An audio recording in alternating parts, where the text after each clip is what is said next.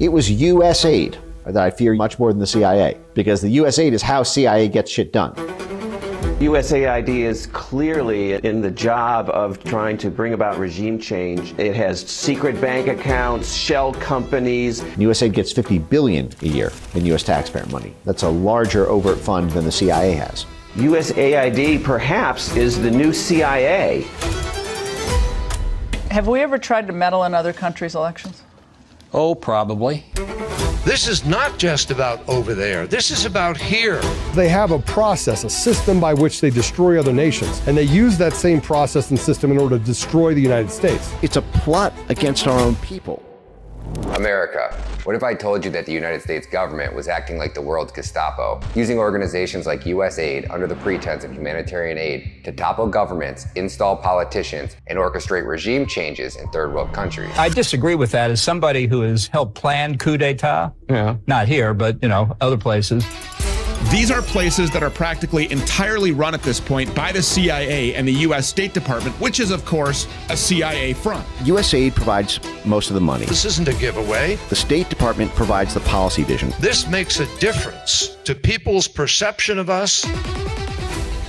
Tricky endeavors, whether it's fighting terrorism, Al-Shabaab groups in USAID camps, or narcotics. Joe Biden's State Department is commanding the Taliban to keep the opium flowing. Or oppression or resistance to governance. Those USAID trucks were stopped at the border to Venezuela with fully automatic weapons. All of those things. I don't think that's humanitarian aid. What a difference that makes. And if we stand for democracy anywhere, we have to stand for it everywhere, including in Guatemala. Guatemala, what if I told you that USAID, the State Department, and the CIA created a fraudulent political party and then used that illegitimate party to rig the 2023 Guatemalan election so they could install a list of CIA-controlled politicians who would continue to allow them to run the world's largest child trafficking network out of Guatemala? Nothing to do with that? Correlation, not causation? That is absurd. They didn't deny it, which means that they admitted it. This is no question, a political shocker in Guatemala. The U.S. government, the Biden administration, helped cover up voter fraud. Why Guatemala? Why not some other country? Guatemala is concerned about child trafficking, the NGOs that are trafficking the children. Jill Biden was the chairman of the board of Save the Children. You guys just raided Save the Children. Guess who stepped in? The State Department, U.S. Embassy, and USAID. Another coincidence? America. What if I told you that DHS, under the direct orders of Alejandro Mayorkas, would create a public-private partnership with Mexican cartels, and that HHS, under the direct orders of Xavier Becerra, would create a public-private partnership with NGOs like Save the Children and Southwest Key Programs. And in this quasi-public-private partnership, they would use your tax dollars to fund the world's largest international child trafficking operation. As to whom we know where they are, that is outside the responsibility of the Department of Homeland Security. This is nothing but lies. Nothing but lies.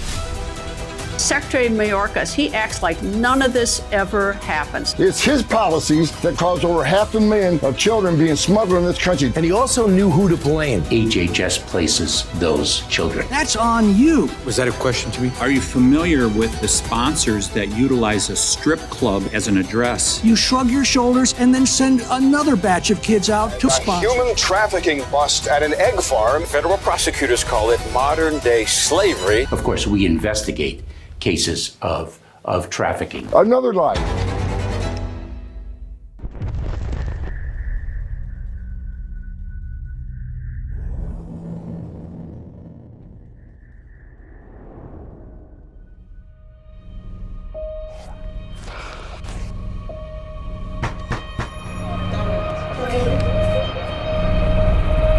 You've actually inspired me because I get hesitant to give the kind of details that I've given in this interview. I've never done it before.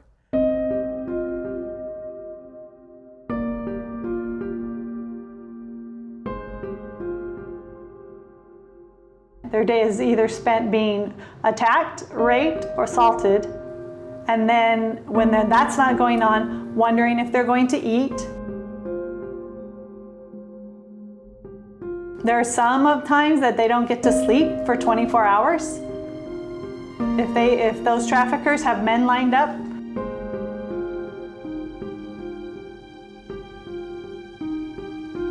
To describe it to you is, you wouldn't even believe it. I've had to watch infants be raped by adult males. Literally watching, an adult male penis go in and just break apart the child. Rip, skin ripping, bone crushing. The person purchasing the trafficked victim, they want a young child who can feel what's going on. And the louder the kid screams, the harder they go. That's what they're into. In the sense that we have a crisis of human smuggling and trafficking that you can't even turn to the federal government now for help.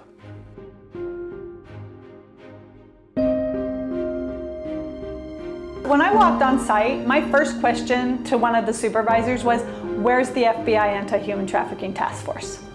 Where do we report these cases? Because I naively assumed that they were actually interested in combating trafficking. We're betraying everything that is the American heritage, the American legacy. And we need to reverse that. And I think we have hope in President Trump. People don't talk about, the press doesn't talk about one of the great scandals in history. Missing sex slaves, or dead. They'll kill one of those trafficked victims.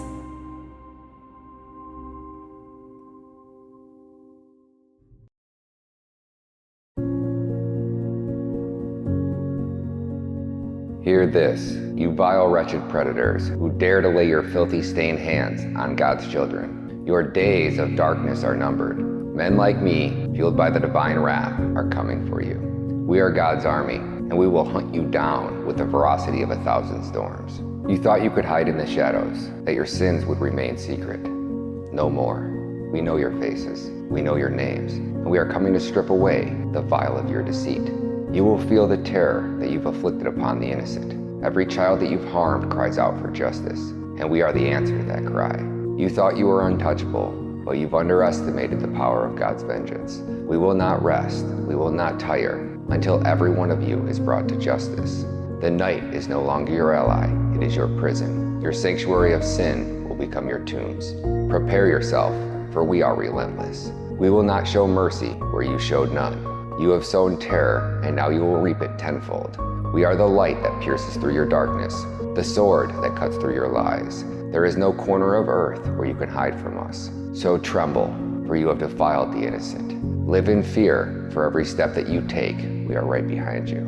We are God's army, and we are coming for you. This is your final warning, and repent is no longer an option. The full wrath of the Almighty Himself awaits you. The hunt is on, and you are now the prey. Tick-tock, tick-tock.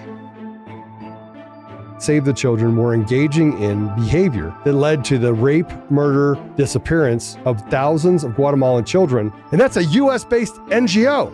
And strangely, a huge number of these kids are coming from Guatemala. A lot of people may not realize how vulnerable the Guatemalan children are because they're speaking Mayan dialects, which means they can't ask for help in Spanish. They really become a victim population. A very large portion of these kids are missing children in their own home countries. Their parents have no idea that they're in Detroit.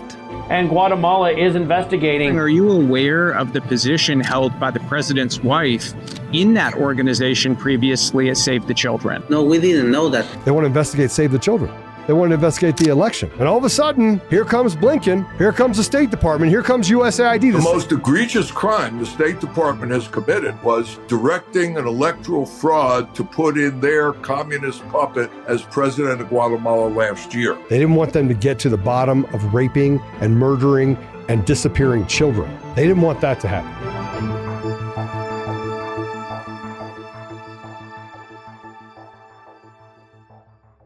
If you have watched my previous film, Operation Amber Alert, or you follow my journey, you are aware by now that these projects are entirely self-funded.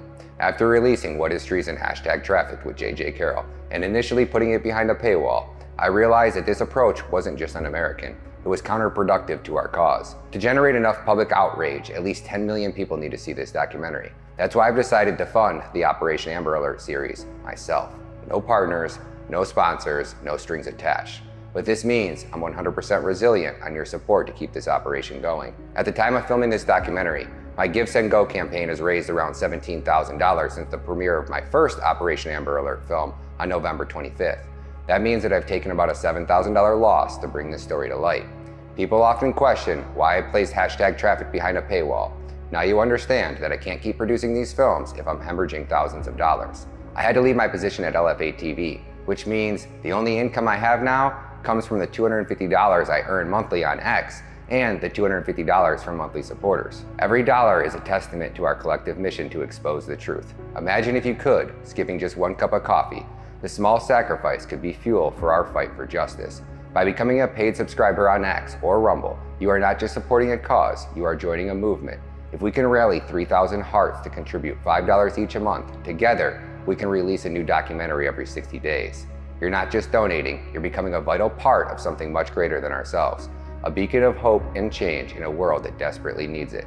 You can donate directly by going to my Give, Send, Go at givesendgo.com/Operation Amber Alert, or head over to X at Ryan Meta Media and click the subscribe button to become a monthly supporter. Alternatively, you can click the money icon to see other donation options as well, which include my favorite, Bitcoin.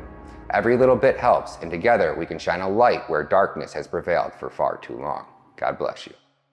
All right, America, listen up because I'm not going to sugarcoat this shit for you. Anthony Blinken and the State Department, alongside with Samantha Powers at USAID and the CIA, are balls deep in orchestrating a full-blown coup in Guatemala. They didn't just meddle, they rigged the 2023 presidential election. But wait, there's more. They tried to covertly assassinate the Attorney General of Guatemala, who just so happens to be the only person with the authority to investigate the election fraud. How did they pull this off, you may ask? By unleashing a horde of Antifa-style mercenaries, all courtesy of NGOs funded by your hard-earned tax dollars. This isn't just interference, it's a goddamn assault on Guatemala's democracy and their justice system. Check out this video where Anthony Blinken's goon squad is literally breaking down the gates to the Attorney General's home. And this next one, it shows the violent clowns after they breach the gate outside of her house. After they breach the gate, you can hear the neighbors who are terrified because there's an angry mob outside terrorizing the neighborhood. The guys are even pulling back this foliage, revealing the AG's address, and that's when you hear somebody say, "We can't go any further, it's private property." But do you think that stopped these goons? Fuck no. They stormed and vandalized the place, and they literally took a piss and they shit all over the Attorney General's home. Now, allegedly, the Guatemalan ringleader behind this operation goes by the name of Kiki Godoy, but that's just what a little birdie told me. So stay tuned for Operation Amber Alert Part 2. We're gonna expose every one of these scumbags. Now let's flip the script, America. America has subverted, sabotaged, and strangled democracies all around the world. At least they're being honest at this point. They're no longer pretending like Obama did. We do it because it's right. They've toppled governments, assassinated elected officials, fixed elections. By one count, the United States has interfered in more than 80 foreign elections, and that doesn't count U.S.-backed coups and invasions. They're using so-called aid money to just blatantly bankroll coup attempts. It just is what it is, though. We have to be honest with the American people about what we're actually doing. Bribed and bullied and bulldozed democracies on every continent for a century. But somehow you think that they're not going to do that in your country. They cheated! They're cheaters! Why, how naive can you be? This election was rigged. Everybody knows it. If you count the legal votes, I easily win. This was a massive fraud. They use the same machinery, they use the same systems in order to steal elections. We won in 2016, and if you really remember it, if you want to play it straight, we also won in 2020. A similar system of basically fraudulent ballots, creating fraudulent ballots.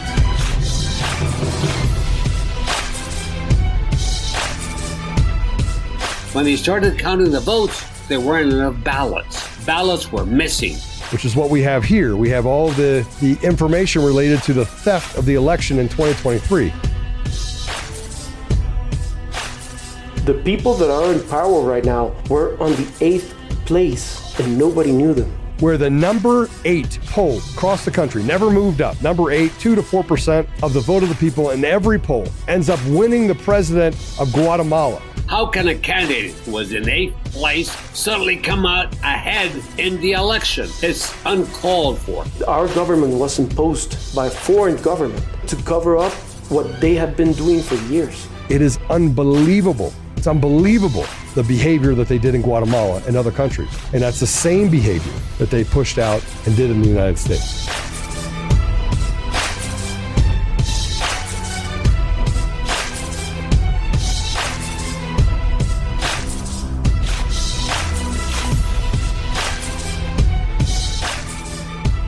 Just like that Ukrainian prosecutor, and just as we saw in Ukraine, there's clear signs this pressure campaign is working.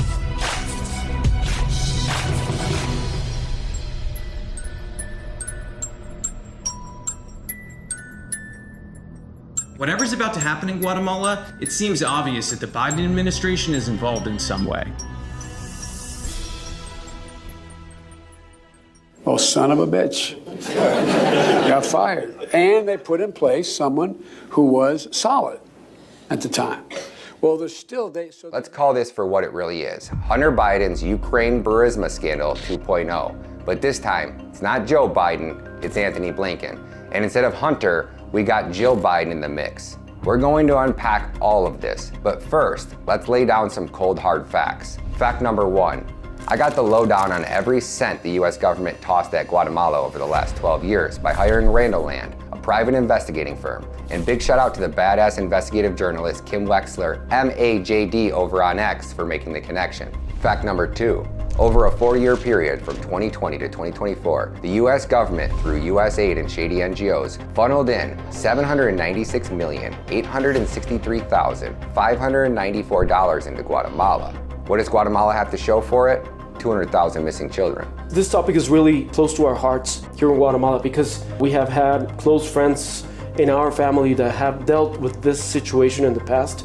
It's the same NGOs that are implicated in one thing and the other. As you mentioned it, 250,000 children have been trafficked from this country to other places of the world that we know about. That's what we know about. You can imagine the whole bunch of kids that have not been registered throughout the borders or throughout the hospitals, local hospitals. Fact number 3, from 2012 to 2024, over a decade, the US government funneled in $4,046,986,932 into Guatemala through grants, contracts, loans, and direct payment. It looks like the deep state is using our hard-earned tax dollars to transform Guatemala into the child kidnapping capital of the world. They are covering it up with the biggest electoral fraud that happened here in Guatemala. They imposed this government to cover all their things that they have been doing for the past 4 years, for the past 12, 17, 20 years. And so they imposed the government. And that's how they cover up all these things that you've been mentioning right now. Now, that's one hell of an accusation. But let's dive into the grim details to see if it holds up. Listen up and listen good. Before we dive into the mess of rigged elections, assassination plots, and government overthrows, you need to grasp the sheer magnitude of this military-style child trafficking operation being ran by the United States government. This will give you a real taste of just how corrupt this system can be. According to ORR's official data, published on a government website, the Office of Refugee Resettlement reports that on January 1st, 2021 to October 1st, 2024, the US government has taken custody of over 452,122 migrant children. These are migrant children between the ages of 0 and 17 who have arrived at the southern border without a parent. I want to be very clear on this part, America. The second that these children step foot on US soil, they instantly become property of the United States government. So let's break this down, America, because this is going to blow your gosh damn mind. The University of Michigan seats 100,000 people. You see that on your screen right now. Now brace yourself. Picture that stadium at max capacity, then duplicate that 4.5 times over. That would be the equivalent of how many children this administration has trafficked into America. And we're not talking about just stadiums. We are talking about entire countries. Malta, with its population size of 502,000, could be completely swapped out for the number of children trafficked into America by the time that this documentary releases. Now, let's swing over to ORR's website, specifically the fact and data page. There, in black and white on an official US government website, you can see the cold hard numbers. Scroll down to the country of origin section and you'll find the grim list of top countries where these children are being kidnapped and trafficked into America by Mexican cartels. The top 4 countries in order are Guatemala, Honduras, El Salvador, and Mexico. Let's start with number 1, Guatemala. In 2021, the number of children trafficked into America skyrocketed by 540%. The figure jumped from 16,837 under the Trump administration in 2020 to a staggering 107,646 during Biden's first year in office. 47% were from Guatemala. In 2022, 127,447 unaccompanied migrant children were trafficked into America. 47% were from Guatemala. In 2023, 113,495 unaccompanied migrant children were trafficked into America. 42% were from Guatemala. In 2024, 99,381 unaccompanied migrant children were trafficked into America. 32% were from Guatemala. Now let's break down exactly how many of these children were kidnapped from Guatemala. Starting in 2021, 50,593. In 2022, 59,990. In 2023, 47,667. In 2024, 31,802. That means that over a 4-year period, 190,052 children were lured, sold, or kidnapped in Guatemala and trafficked into the United States of America. Now, before we break this down, I want you to take a look at this data from 2024. It was shocking. For the first time since tracking began, the percentage of unaccompanied alien children, UACs, trafficked from Guatemala to the US hit a record low. On April 25th, 2024, the Attorney General's office raided 5 NGOs in Guatemala, all linked to a massive trafficking network. Now, I'm sure it's just a coincidence that 6 months later, the amount of children being trafficked out of Guatemala into America decreased by 23% for the first time in history. This should serve as a critical wake-up call for Guatemalans. Every NGO funded by US aid or any US tax dollars should be investigated to the fullest extent of the law. Now let's get back on track. As of January 1st, 2025, Guatemalans' population size was 18,530,000. Now chew on this. Over 1% of their entire population has just vanished into thin air. But don't stop there. It gets even more demonic. According to the CIA World Factbook, there are about 7.1 million children living in Guatemala who are under the age of 18. If we take that 190,000 and we divide that by 7.1 million, you get a chilling 2.7%. Here's the harsh reality. Since Joe Biden took office, nearly 3% of Guatemala's children have been abducted and trafficked into the United States. With Guatemala taking the lead as the so-called capital of international child trafficking operations, as this chart shows. Over 200,000 children have been trafficked out of this country, Guatemala, and Save the Children is implicated in this. This isn't merely a statistic. It's a deep scar in our nation's conscience. It's an outright national disgrace. The government was trafficking children out of Guatemala, out of orphanages, for the sex trade. They're harvesting the victims from Guatemala. They're picking them out, like they're going shopping for shoes. Your statement really struck me, Secretary. The way you described the child trafficking that's occurring in your country. Remember the Russians a decade ago said you can't adopt kids from here anymore? You're doing horrible things to them? You cannot have a more evil group of people than what we have running our government. We're going to be very transparent. We're going to get behind who in the administration, the Biden administration, opened the doors on this humanitarian crisis. What NGOs were involved in this. We're going to be very transparent to American people, and we're going to tell them the truth what happened on this border. You say that the left media has it backwards, branding you as the bad guy. How are you the bad guy? We're in a situation now where the left thinks those who enforce laws are the bad guys, those who broke the law are the victims. Well, we're going to change that after January 20th.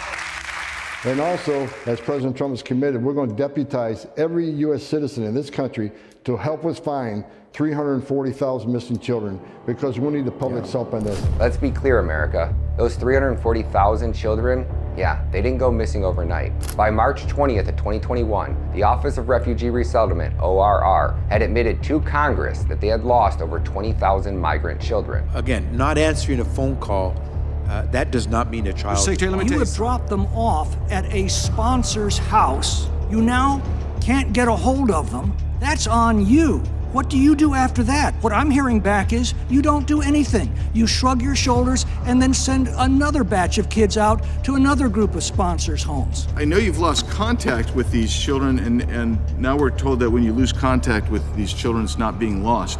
But it is being lost. By February 23rd of 2023, the New York Times published their investigation titled Alone and Exploited. Migrant children work brutal jobs across the U.S., which exposed how ORR could not find over 85,000 migrant children. The New York Times, actually, this is not a Republican rag, by the way. I reported in February of 2023, HHS had lost over 85,000 unaccompanied children. I think you're telling us that you don't disagree with the 85,000 number of children that we lost contact with, and we don't know where those kids are.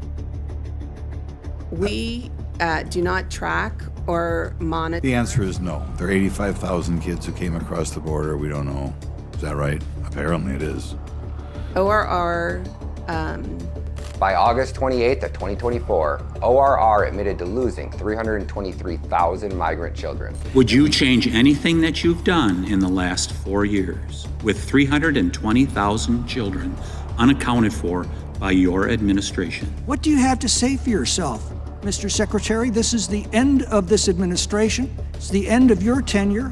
What do you have to say for yourself? Recognizing that we don't deal with immigration, that is part of DHS's authority. We deal with the care, the human services side of care for kids. Mr. Secretary, when the history of this administration is written, I would not want to be you looking back on what historians say about your tenure. I'm sorry, but that's the fact.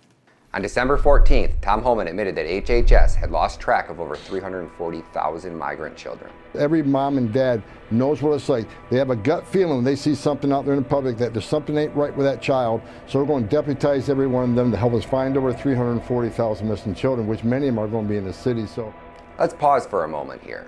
Since Biden took office, our government has taken custody of over 452,121 children. And out of that number, we've lost 340,000. That's 75% of the total, which is absolutely mind-blowing. This means that the United States, the supposed leader of the free world, has taken in over 190,000 children from Guatemala alone and lost 142,500 of them. This is a gosh damn humanitarian crisis. It's deplorable that so many of us are scandalized by human rights violations in these other countries that I named, like China, North Korea, Syria. But these are human rights violations. They're happening right here. We know about it. It's in numbers of thousands, and we act like it's not happening, or it just happens in other countries, but not us. Greta, it's hundreds of thousands of children they can't account for. Hundreds of thousands. 500,000 children, we don't know where they are right now in this country. I mean, if it was an American child and you found somebody working 2 a.m. in a factory, what would you do? Call the parents and say, what's going on? When it comes to the immigrant children, we don't care. There's a level of hypocrisy that everyone that states they want to protect everyone but innocent individuals who are victims of crimes and children. And we have delivered them to criminals and traffickers and members of transnational criminal organizations who are using the UC program as a white glove delivery service of children. The United States of America is the #1 consumer of all hard narcotics, the #1 consumer of child porn, and the #1 consumer of child rape. America is not a country you want to be lost in. Just ask Tim Ballard. Literally, it is more difficult, and I'm saying this literally, it's more difficult to adopt a cat from a shelter than it is to go down and claim sponsorship of a child and take possession of that child. And now we know hundreds of thousands of children who showed up at our borders unaccompanied are now disappeared into the belly of the beast. And why do I call America the belly of the beast? Because we are the #1 consumers of child sexual exploitation material in the world, thus making us probably the highest demand for child sex in the world. So this is not a country you want to be lost in. Human trafficking is worse now than it's ever been in the history of our world. It's a U.S. problem, but it's a world problem. One little girl I can tell you about, in fact, I introduced this little girl to Miss Trump during a private briefing. This little girl was kidnapped in Central America, 11 years old, groomed for 2 years, with the intent of getting her ready to come to America. Why? Because we are the highest consuming nation of child pornography. We are the clientele that's the big money. I remember talking to that young girl who I testified about her story in Congress, she was actually in the room with me and helped me prepare the testimony. She wanted her story told. And she said, look, once I made it to New York City, I was a nobody. I didn't have a name, I didn't have Social Security, no one knew I even existed because there was no wall, there was no process. And so I think she estimated that she was raped around 30,000 plus times over the course of her life between 13 and 16 when she rescued herself. But this is happening to hundreds of thousands of children, likely. And you have many thousands of people like this. Thousands. This is happening all the time. Let me ask you this, America. Do you remember seeing 10, 20, or 30 children behind a Walmart eating out of a dumpster? No, me neither. Do you remember seeing thousands of children on the side of the road begging for money? No, me neither. So let me ask you this, America. How the hell did the United States government lose 340,000 children? There were 291 released without NTAs. That blows my mind. If there is one tool, Notice to appear? notice to appear, sorry. If there is one tool that you can give a child to help prevent them to be trafficked, it is a notice to appear. The government then tracks them based on who gets an NTA and who shows up for that date. So take a look at this. They're saying that 291,000 were never given an NTA or a court date. So the government did not have any way to follow them. So we know they existed. They crossed the border. We never gave them a document. And then we don't know. We have no idea where they are. That was the only thing that I had as a case manager to tell them, you can go talk to anybody you want to if anybody is treating you wrong. And I told it to all the children. I don't care if I believe they were going to their parents or not. You have the right to get help because no matter what anyone tells you, you have the right to be here in this country. Now, I agree that any child, whether they have a notice to appear or not, can go get help.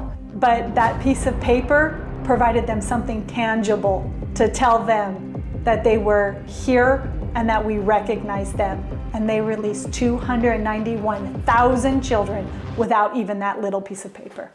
And the U.S. government admits that means they are probably being trafficked. Again, here's from the government report that those are considered higher risk for trafficking, exploitation, or forced labor. There's a recent case I learned about where like 30 kids unaccompanied showed up at the same address in Austin, Texas. Like stuff like that's happening. Like, what are you doing? But we're finding them. Slave labor is a big thing. You know, meatpacking plants are taking these kids. Under punishing working conditions on factory floors, inside slaughterhouses, and atop buildings with children working as roofers. We're finding them in situations that you just described where they're being just sex trafficked out on the daily.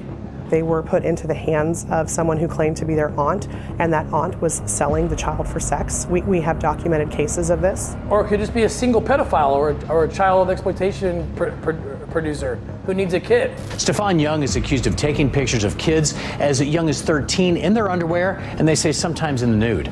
And the sheriff says that this guy knew that he would be in trouble if word got out. And he said, but listen, if Grady Judd finds out, we're in trouble. Because, see, he'll take art and make it pornography. That's where they're ending up. I mean, they're not invisible. They weren't just, they didn't come through. The government knows they're here. How is this happening? You just got to have the phone number of the trafficker, and the trafficker will make sure and put your phone number on the kid's arm. That's what's happening, right? Or on a little piece of paper, safety pin to their shirt, and they come across and it says sponsor with a phone number. And I've watched it happen. Niños sin padres? Sí. Muchos? ¿Cuándo lo hacen? Pues así todo el tiempo. I mean, I've been in with some of these kids end up in an NGO, and I'm not blaming all of the NGOs, but they now know what's going on. Maybe in the beginning they didn't, but they now know what's going on, and I'm very disappointed that more of them are not coming out and saying it. But what I sit there and watch them do it. They take the number, they call it. Hello, I have, what's your name? Roberto Gonzalez, 5 years. Yeah, that's my nephew. Okay, and by the way, it used to be to say, can we schedule time for you to come pick him up? Not anymore. Now it's, what's your address? And the taxpayer dollar will pay for his delivery to your house. And then there's no follow-up. The few that admit, like when they try to call, it's like the wrong number, the number's changed. I don't know what you're talking about, and that's about as far as they go. I'm like, oh, well, I guess they're gone. Here's the hard truth. Over 452,121 children have been trafficked into the U.S. from 180 countries. So we have to start asking ourselves, why and how is this happening? Starting with the why. An article titled, "It Costs the Government $775 a Night to Keep Migrant Children in Tent Cities" was published on June 20th of 2018. So that means that these NGOs are making around $775 per day per child to keep them locked inside these for-profit child detention facilities. Now, according to investigative journalist Todd Bensman and the Center for Immigration Studies, the ORR shelter system and Southwest Key programs, including what they call influx shelters, provide around 17,500 beds for unaccompanied alien children, mainly in private facilities funded through HHS contracts or grants, meaning your tax dollars. Let's break this down. With 17,500 beds at $775 per day per child, that's 17,500 times 775 equals $13,562,500 per day. Now multiply that daily cost by 365 days in a year, and you'll get a total of $4,950,312,500 per year. So these NGOs are making $5 billion a year if they can keep these facilities at max capacity. So let's be absolutely clear on this. We are essentially funding these NGOs to the tune of $5 billion a year to operate what essentially functions as a safe house for the US government's child trafficking operation. These children are housed in these facilities while the Department of Health and Human Services, HHS, works to arrange their transfer to a buyer within the United States.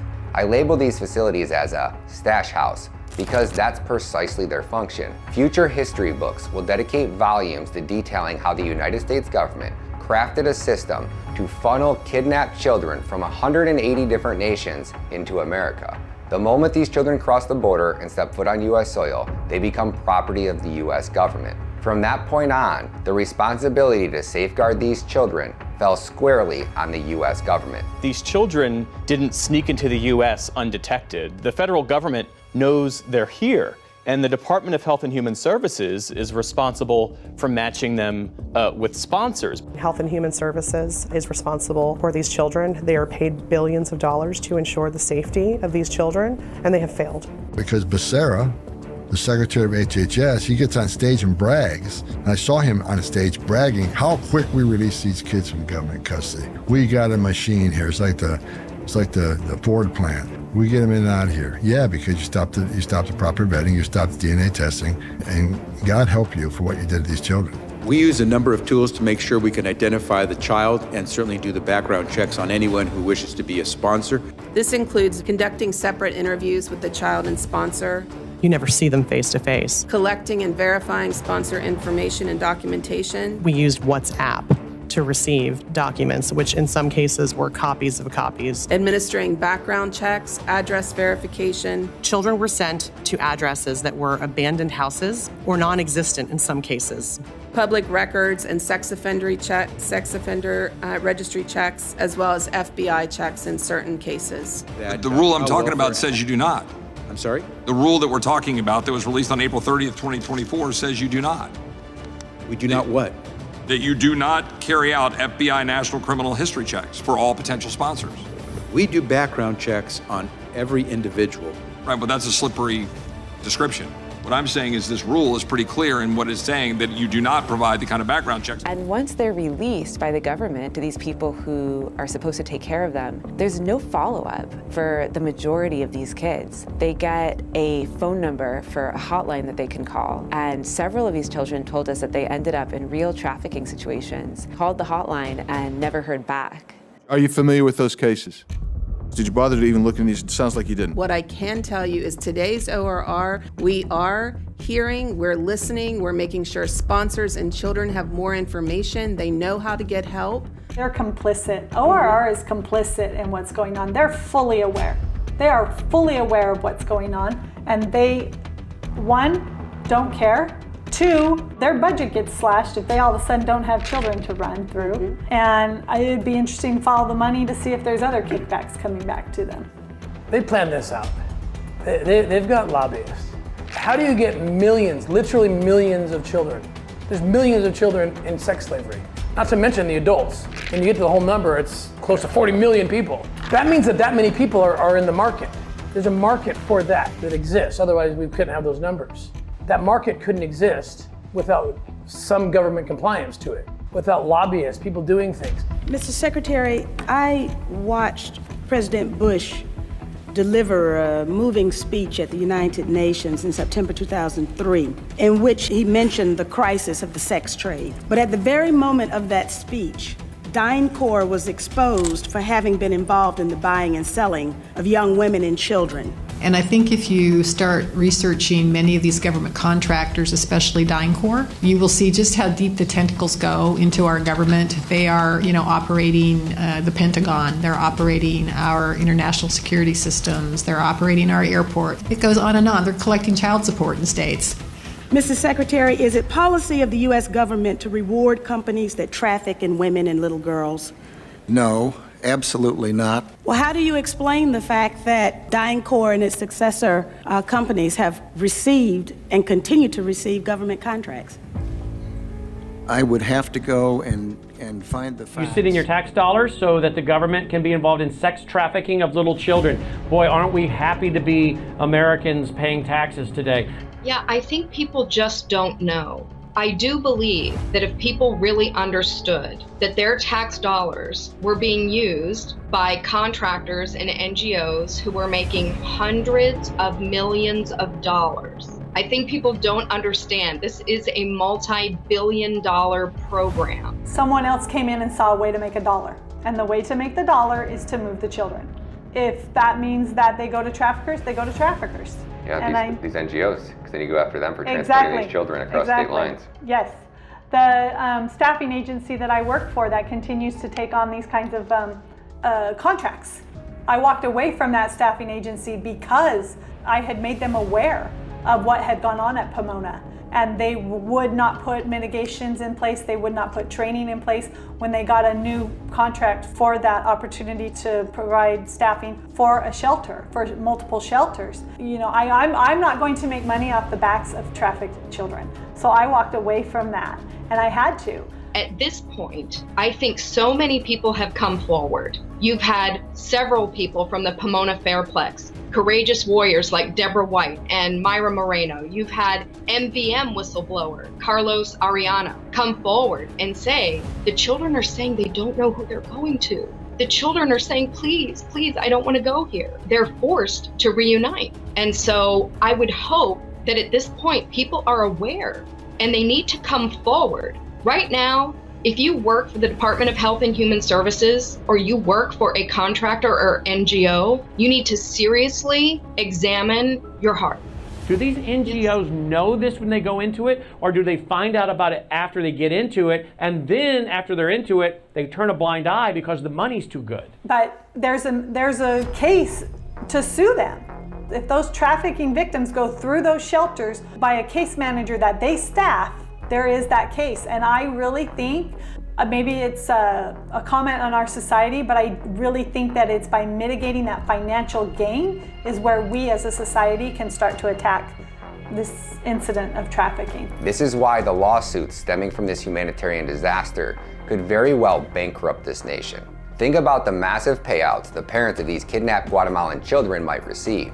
Remember the Sandy Hook defamation lawsuit against Alex Jones in April of 2018? In October and November of 2022, Alex Jones was ordered to pay a total of $1.4 billion in damages. That's the stunning amount a jury in Connecticut has ordered conspiracy theorist Alex Jones to pay the families of 8 Sandy Hook massacre victims. Now, I've already apologized to the parents over and over again. I don't apologize to you. Objection. Don't apologize to you. $10 million is more money than I can get them. Of course. $50 million is more. $1 billion. It's all a joke at this point. It's like saying. Now, Alex Jones never laid a hand on a child. He only spoke words, and yet families got $1.4 billion for emotional distress. Now, imagine what the parents of these Guatemalan children will receive when our government took custody of their child and allowed them to be raped in facilities funded with our tax dollars. We're not the bad guys. We're the good guys. We're the people that are taking these kids. Massive investigation into Southwest Key, the allegations of sex crimes against undocumented migrant children. Putting them in a shelter. And intimidating them. To kill their families if they disclose the abuse. Providing the best service that we can for them. It includes solicitation of nude photos, sexual abuse, rape, leering, and inappropriate touching. And reuniting them with their family. many unaccompanied children have gone missing while under the organization's watch. We've had previous staff members who have ran away with kids and they've fallen in love with them. And that's what this is all about. Southwest Key has multiple shelters across Texas, California, and Arizona. They help children from Guatemala, Honduras, and El Salvador who come to the U.S. to escape dangerous conditions. Once they get here, we're supposed to be protecting them. We're the government of the United States of America. You know, how can we be turning them over to a company that's allowing this to go on? Who's going to take care of these kids? Who? We don't take them. Somebody else is going to take. The emotional distress that these parents have gone through will allow them to make millions, if not billions, in lawsuits, not to mention the book deals and the movie deals that will come from this.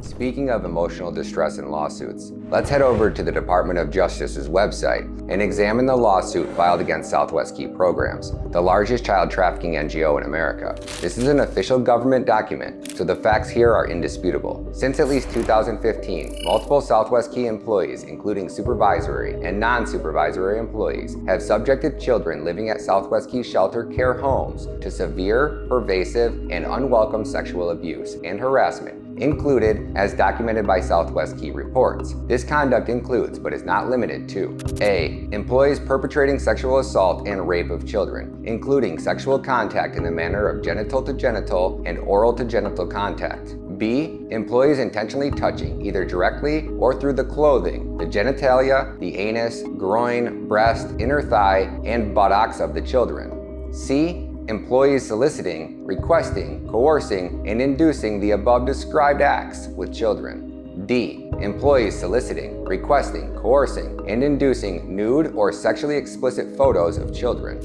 E. Employees making repeated, unwelcomed, and unwanted entreaties for sexually inappropriate relationships with children. F. Employees making sexual comments and gestures to children. G. Employees engaging in voyeurism and leering at children with the intent to abuse, arouse, or gratify sexual desire. Are you paying attention, America? This is not some minor issue. If we were to go through each one of these cases one by one, it would take me a solid 20 minutes just to list them all. That's how many kids are being abused in these facilities.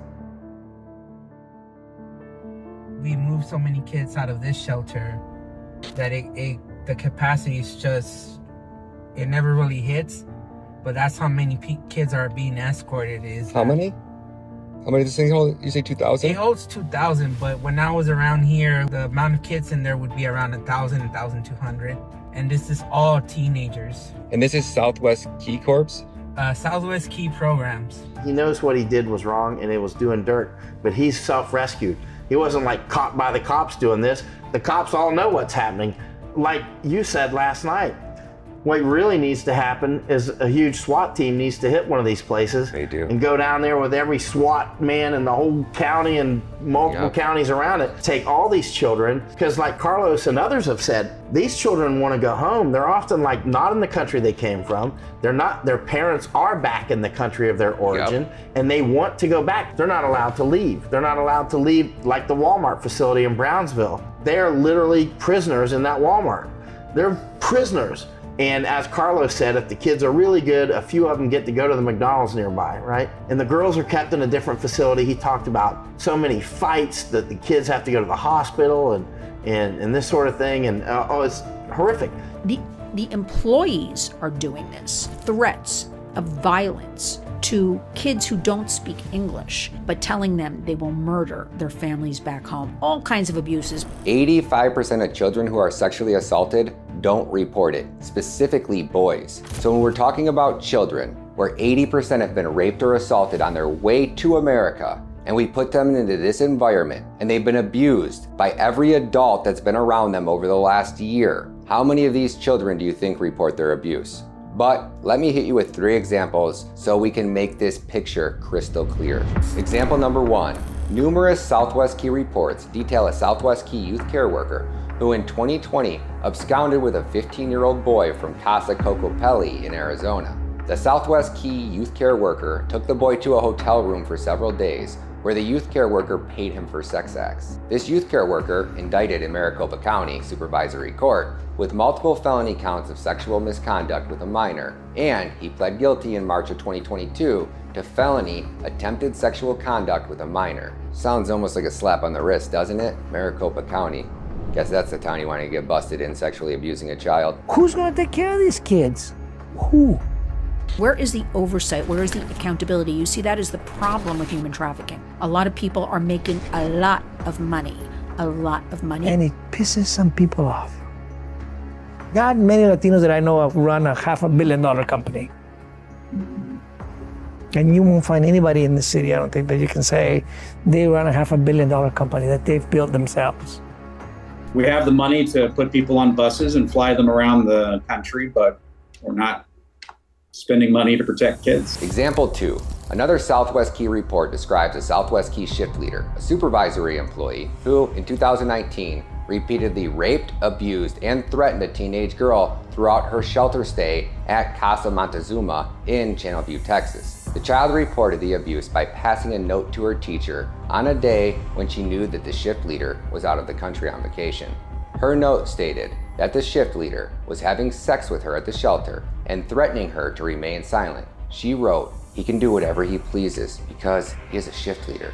He's the boss." She also reported that she believed that Southwest Key employees were covering to protect the shift leader because, among other things, he would regularly switch assignments with other staff so that he could be alone with her. Staff also commented about the amount of time the shift leader spent with the child. The child further reported that the shift leader had solicited nude photos of her and demanded videos of her touching herself. He made her perform oral sex on him, and he had threatened that if she reported the abuse, she would be hospitalized. And this child account, it was corroborated by video footage of the shift leader entering her bedroom and her journal, which documented the abuse. In addition, employees observed the shift leader's failure to follow bedroom check policies, as he was routinely entering the child's bedroom, as well as entering the bedroom of other children, for periods of time without other employees present. Following her report, the child was transferred to a different shelter. Let that sink in, America. Following her report, the child was transferred to a different shelter. Immigration and federal litigation attorney George Lobb calls it a, quote, disgusting result of putting profits over people. We've also been very successful now. And it pisses some people off. Maybe even you, I don't know. That upsets you, the fact that how could you be successful? Now, example 3. One Southwest Key report describes a Southwest Key youth care worker who, in 2022, repeatedly sexually abused a 5-year-old girl, an 8-year-old girl, and an 11-year-old girl at Casa Franklin in El Paso, Texas. The 8-year-old girl disclosed that the youth care worker repeatedly entered their bedroom in the middle of the night to touch their private areas, and he threatened to kill their families if they disclosed the abuse. So what is her name? Bella. Bella, huh? Make her look at the camera, please. Bella, mira la cámara. Does she have a special name? Yes, yes. What is it? Di tu nombre especial. Bunny. Bella Bunny. Bella Bunny. Wow, that's wonderful. Would you have her kiss the bunny, please? Dale un besito al conejo.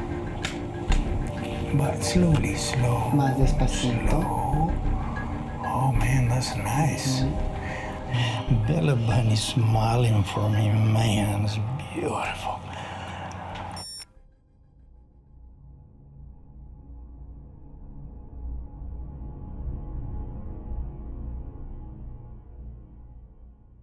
Have you had the opportunity to interview any pedophiles after you busted them?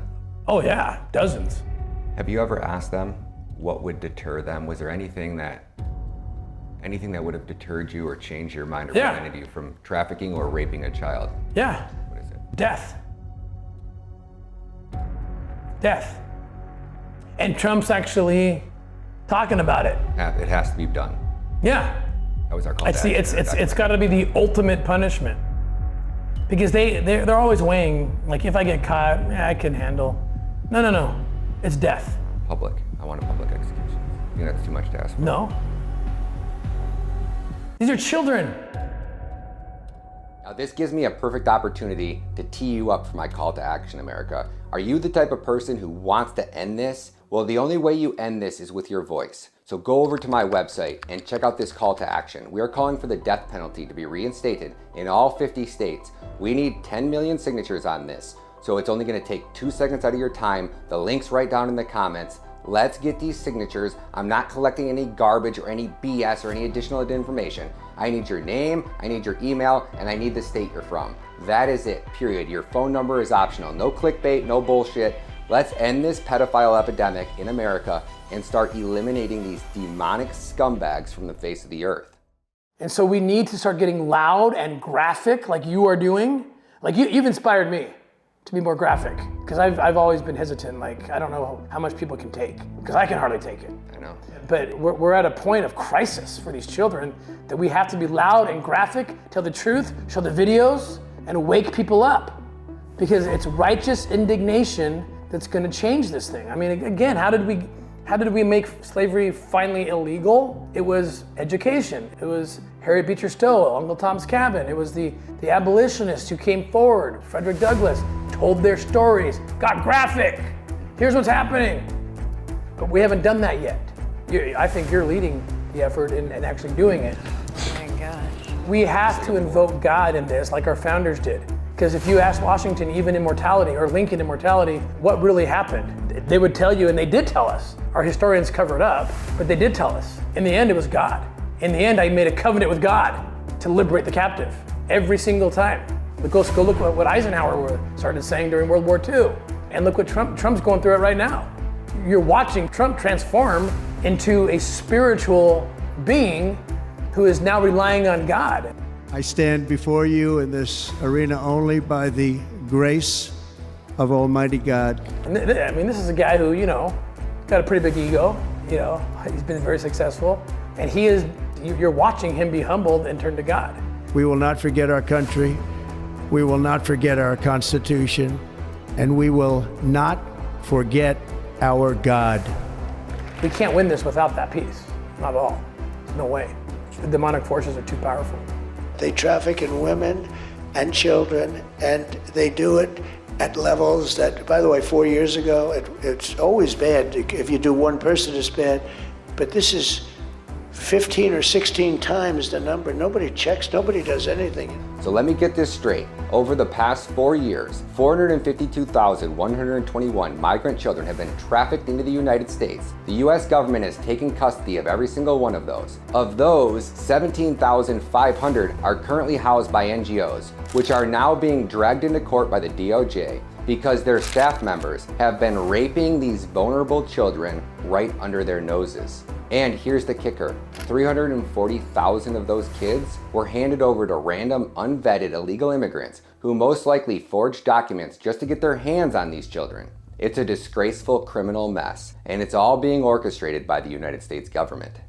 Here's where we dive into the murky waters of this public-private partnership that Alejandro Mayorkas and DHS have established with these Mexican cartels, and the cozy deals HHS has struck with these NGOs. I laid this all out in excruciating detail in my first documentary, Operation Amber Alert. If you have not seen this already, I suggest you pause this documentary and go watch that first. You can catch that documentary on my personal website at www.ryanmatta.pro, or check it out in the highlights on my X account at Ryan Matta Media, or on my Rumble channel at Ryan Matta. Now I've got a question for you, America. Have you ever seen Mexican cartels just delivering kilos of cocaine and, I don't know, tossing them over a border wall or just handing them directly to Border Patrol agents? No? What about AK-47s? No? Why not? Because they would never deliver their merchandise to a Border Patrol agent who's going to steal it, because that merchandise is never going to make it to its final destination. So let me ask you this, America. Why the hell are these cartels trafficking children through Mexico only to hand their merchandise over to a Border Patrol agent? Don't take my word for it. If you go onto YouTube right now and you search cartel drops child over border wall, you will find hundreds of results. And this is all thanks to this system that is engineered by Alejandro Mayorkas, Xavier Becerra, and a list of NGO cronies that Todd Bensman talks about right here. Under the new FBI director and the AG, they need to have a full-throated investigation about who did what. Now, a lot of folks are thinking, oh, Mayorkas and the top guys. I'm not thinking that way at all. It needs to focus in on the political appointee class. I wrote in my book, Overrun Chapter 4 at length, that this thing was orchestrated and engineered at the political appointee level inside the Domestic Policy Council, the DOJ, all the DHS agencies. The people that they brought in, for example, Tyler Moran, Esther Olivaria, Lucas Gutentag, Amy Pope, that level of people that were in there orchestrating this came in from the NGO world, the non-governmental organization world, and they systematically undermined federal law and statute that required them to faithfully execute those laws, not to dismantle them. But what I'm wondering, Steve, is whether they also steered contracts to their former employers and future employers, because we saw hundreds of millions of dollars. There is money to be had in contracts to take care of them, to transport them, for security, for hospital watches, for clothing them, feeding them, everything else. So, a lot of people I even know that I worked with that were in management in Border Patrol, in CBP, in DHS, in HSI, and ICE, and all these places, retired to get these contracts, right, through Alejandro Mayorkas, DHS, and they use quite a few Border Patrol related organizations to do that, to get the introductions, the pay for play and everything else like that, so that they can get these contracts. Not only that, but well, let me pause you there. You're saying that employees that used to work inside DHS have now retired so that they could go start an NGO, and those NGOs can start getting these government contracts because they know how to bid, know what to do, know what to say, because they came right from the inside? Yes. You're the second person that's told us that. But and they may not necessarily start the NGO, although a few have. They become consultants of those NGOs, which that gives them a tidy little sum. Or they sit on the board. Huh? Or they get on the board. Or they get on the board, or they start these businesses themselves of transport. Mike, I have a buddy in Texas that was getting paid, I think, almost $85 an hour. $85 an hour that the government was paying the business owner that had the contract to pay these employees. In many other places throughout all these processing centers, people are getting paid sometimes up to $200 an hour. We are waiting for records that show where the millions being spent on migrants is going. Some records we did receive show employees working at migrant shelters have made more than $135 an hour. These invoices obtained by NBC5 Investigates show employees of a private company, Favorite Staffing, which run the city's migrant shelters, have made at least $135 an hour, in some cases more. In one invoice, a facility manager made $14,000 in a week in December. Another invoice shows a nurse earned more than $20,000 in 1 week. To see invoices like that are disgusting. They're outrageous, and they should be cause for an immediate investigation. Each one of these huge processing centers across the country run from $70 to $100 million. Okay, not a year, a month, okay, in services. And do we know who's got those contracts for those, and are those companies or organizations funneling that money back into political campaigns, or how is that money, how did that contract go to that person that's the luckiest person in the world that's getting this millions of dollars? It's not by accident, okay? It's connections, it's being able to have access to the DHS secretary, to have access to the higher ups in DHS and CBP, and that's done through either foundations, organizations that are Border Patrol related or CBP DHS related, or functions and things like that people organize to get people together, to get people an audience with Alejandro Mayorkas. It's the chain of introductions that get you to the right people at the right place if you're willing to pay. Venezuela, mamá. Venezuela. ¿Sí? ¿Qué tantos años tienes? ¿2 años? ¿No vienes con tu mamá y tu papá? ¿No? ¿Venezuela? ¿Para dónde vas, mamá? ¿Dónde están? ¿Estados Unidos? Okay.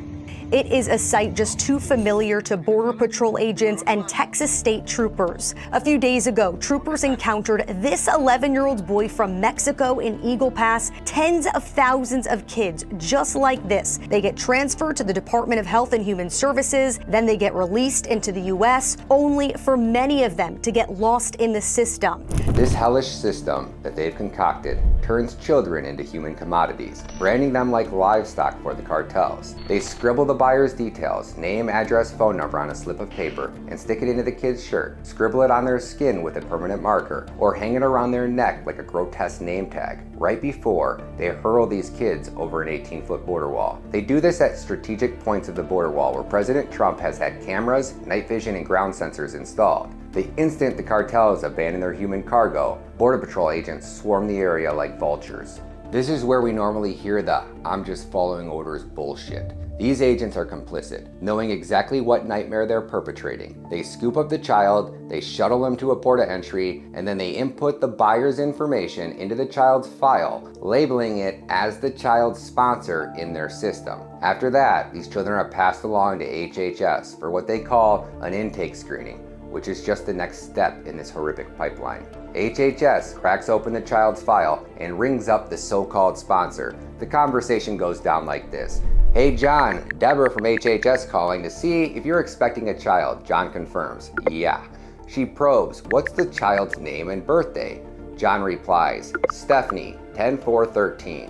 If the details match, John gets an FRA application, and he can then submit his paperwork, so that all the cartel needs to do now is give someone the kid's name and birth date, and they can have a child delivered to them in as little as 14 days. You call them and you ask, are you expecting a child that's in a shelter? You don't identify where you're calling from or anything. And they'll give you 3, 4 names. They'll say, wait just a minute, let me find that birth date. Huge red flags. If they don't know the information right off the top of their head, I'm red flagging them.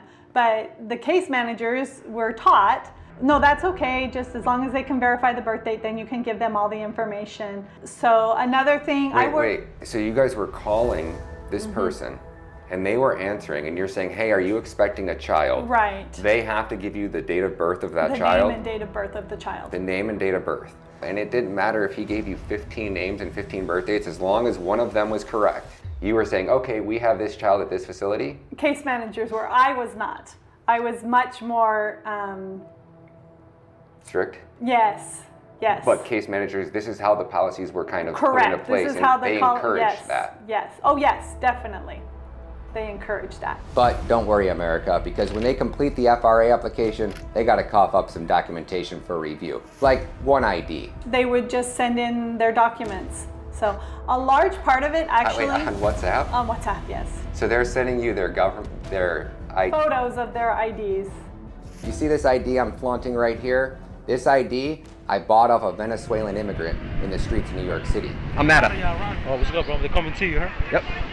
I went undercover, and in less than 15 minutes on Queens Boulevard in Brooklyn, I got approached. I ordered an ID, let the guy take my photo, came back 45 minutes later, and voila, I'm John Smith. My name? Any name you want? Have you any name, huh? What's a normal, like a John Smith? Oh, do you want an address? Yeah, what address? What you want? What do you want me to make up address? Yeah, just make up a fucking address. As long as you know one that's legit. What is date of birth? Do 10/1. Okay, what's the date? 10 October. October due 1st. October 1st? Yep. What year? Due 86. What's that? Eye color? Oh, brown. Your weight? Due 175. When I'm getting these copies of these IDs, I was like, this is fake. We can't use this, it's fake. And we were told, you're not here to investigate the sponsor, you're here to reunify the child to the sponsor. Well, yes, but this ID is fake. Well, how do you know? You're not an expert. But I know that it's a fake ID. Look at it, even the picture was dark because there was no proper lighting. It was fake. And so we would go on Google, how does a Pennsylvania ID for 2024 or 2021 would look like? And we would get pictures on Google to see what those IDs would look like, because we had no idea. Again, I forgot about that. You saw way more of that because you were on backgrounds. I'm not an expert. I don't have knowledge of it. I thought they were going to show me the system or some sort of system, how to figure out if this was okay, maybe inputting it, kind of like the DMV. You input that information and just makes sure that that is the person who they are. There's nothing like that. So you're using Google to verify documents to determine the fate of a child. And I remember one in particular because I did reach out to David and I said, hey, this ID is fake. And he's like, well, you're not a professional, but look, it's fake. He goes, and I won't forget, and I'm quoting him, call him back and see if he can get you another one. And so my question to him was, well, doesn't it say on the handbook that if they give us any false documentations that they are denied sponsorship? Well, you're not here to investigate the sponsor. You are here to reunify the child to the sponsor. Just call and ask and see if he has another form of identification. And I remember calling, and I remember it was in Pennsylvania, and I called the sponsor, and he says, what's wrong with that one? I just paid $200 for it. So a guy tells That's you what's wrong with it. Exactly. So the guy tells you, I just bought this ID, this fake ID. Why aren't you accepting it? Right. What's wrong with it? I just paid $200 with it. And then you tell this to your boss and your supervisors, and what do? They take the case. And they check that box? Yes. And approve that sponsor, and off? Yes. Off goes Johnny with the sponsor. That doesn't sound like rigorous vetting to me. If you don't do the vetting right, you don't know if they're engaged in criminal activity. That's how you end up with an MS-13 gang member as the sponsor. That's how you end up with pedophiles getting 20 children in the same home. That's how you end up there, because the vetting's been crappy. Mr. Secretary, is this remotely consistent with the claims by your department that you're doing everything in your power to ensure child security? All potential sponsors, anyone who wishes to apply to sponsor a child, must undergo extensive vetting process.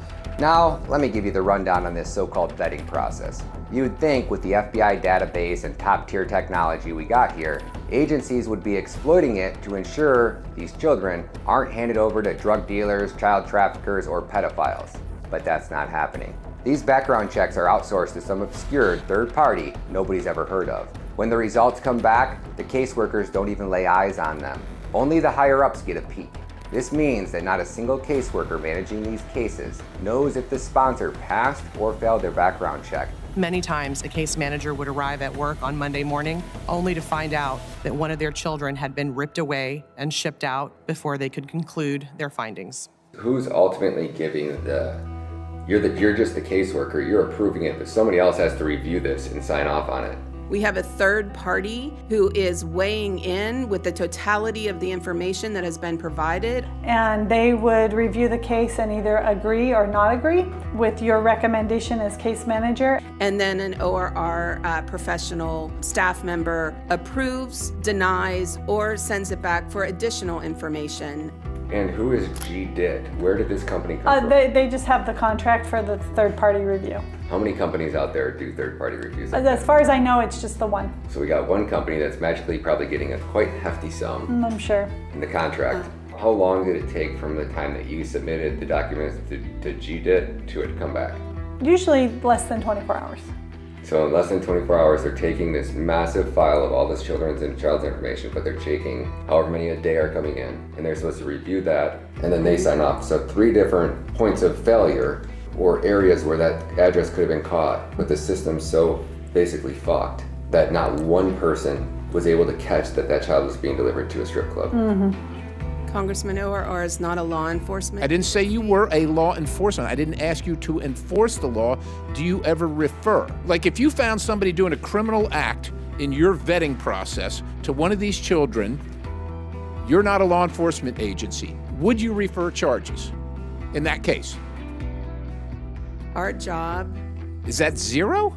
And that's not even the worst part of it. 95% of these kids are being handed over to illegal immigrants. These background checks, they're only conducted within the United States, meaning somebody could be a serial child rapist over in Mexico, bribe their way out of jail, cross into the US, and apply to receive a child. Every sponsor goes through a thorough vetting. The sponsors that they're going to, if they have criminal history, you're typically going to find that in the country of origin. You're not going to find that no matter what kind of background check you do here in the United States. Congressman, we verify things with consulates. Okay, so like when I called the consulate to verify some documents, and so the Adriana Lynch comes over to me and she says, "You're never to call the consulate again. I heard that you called the consulate. That is my job. You are never to call them again." So I got in trouble.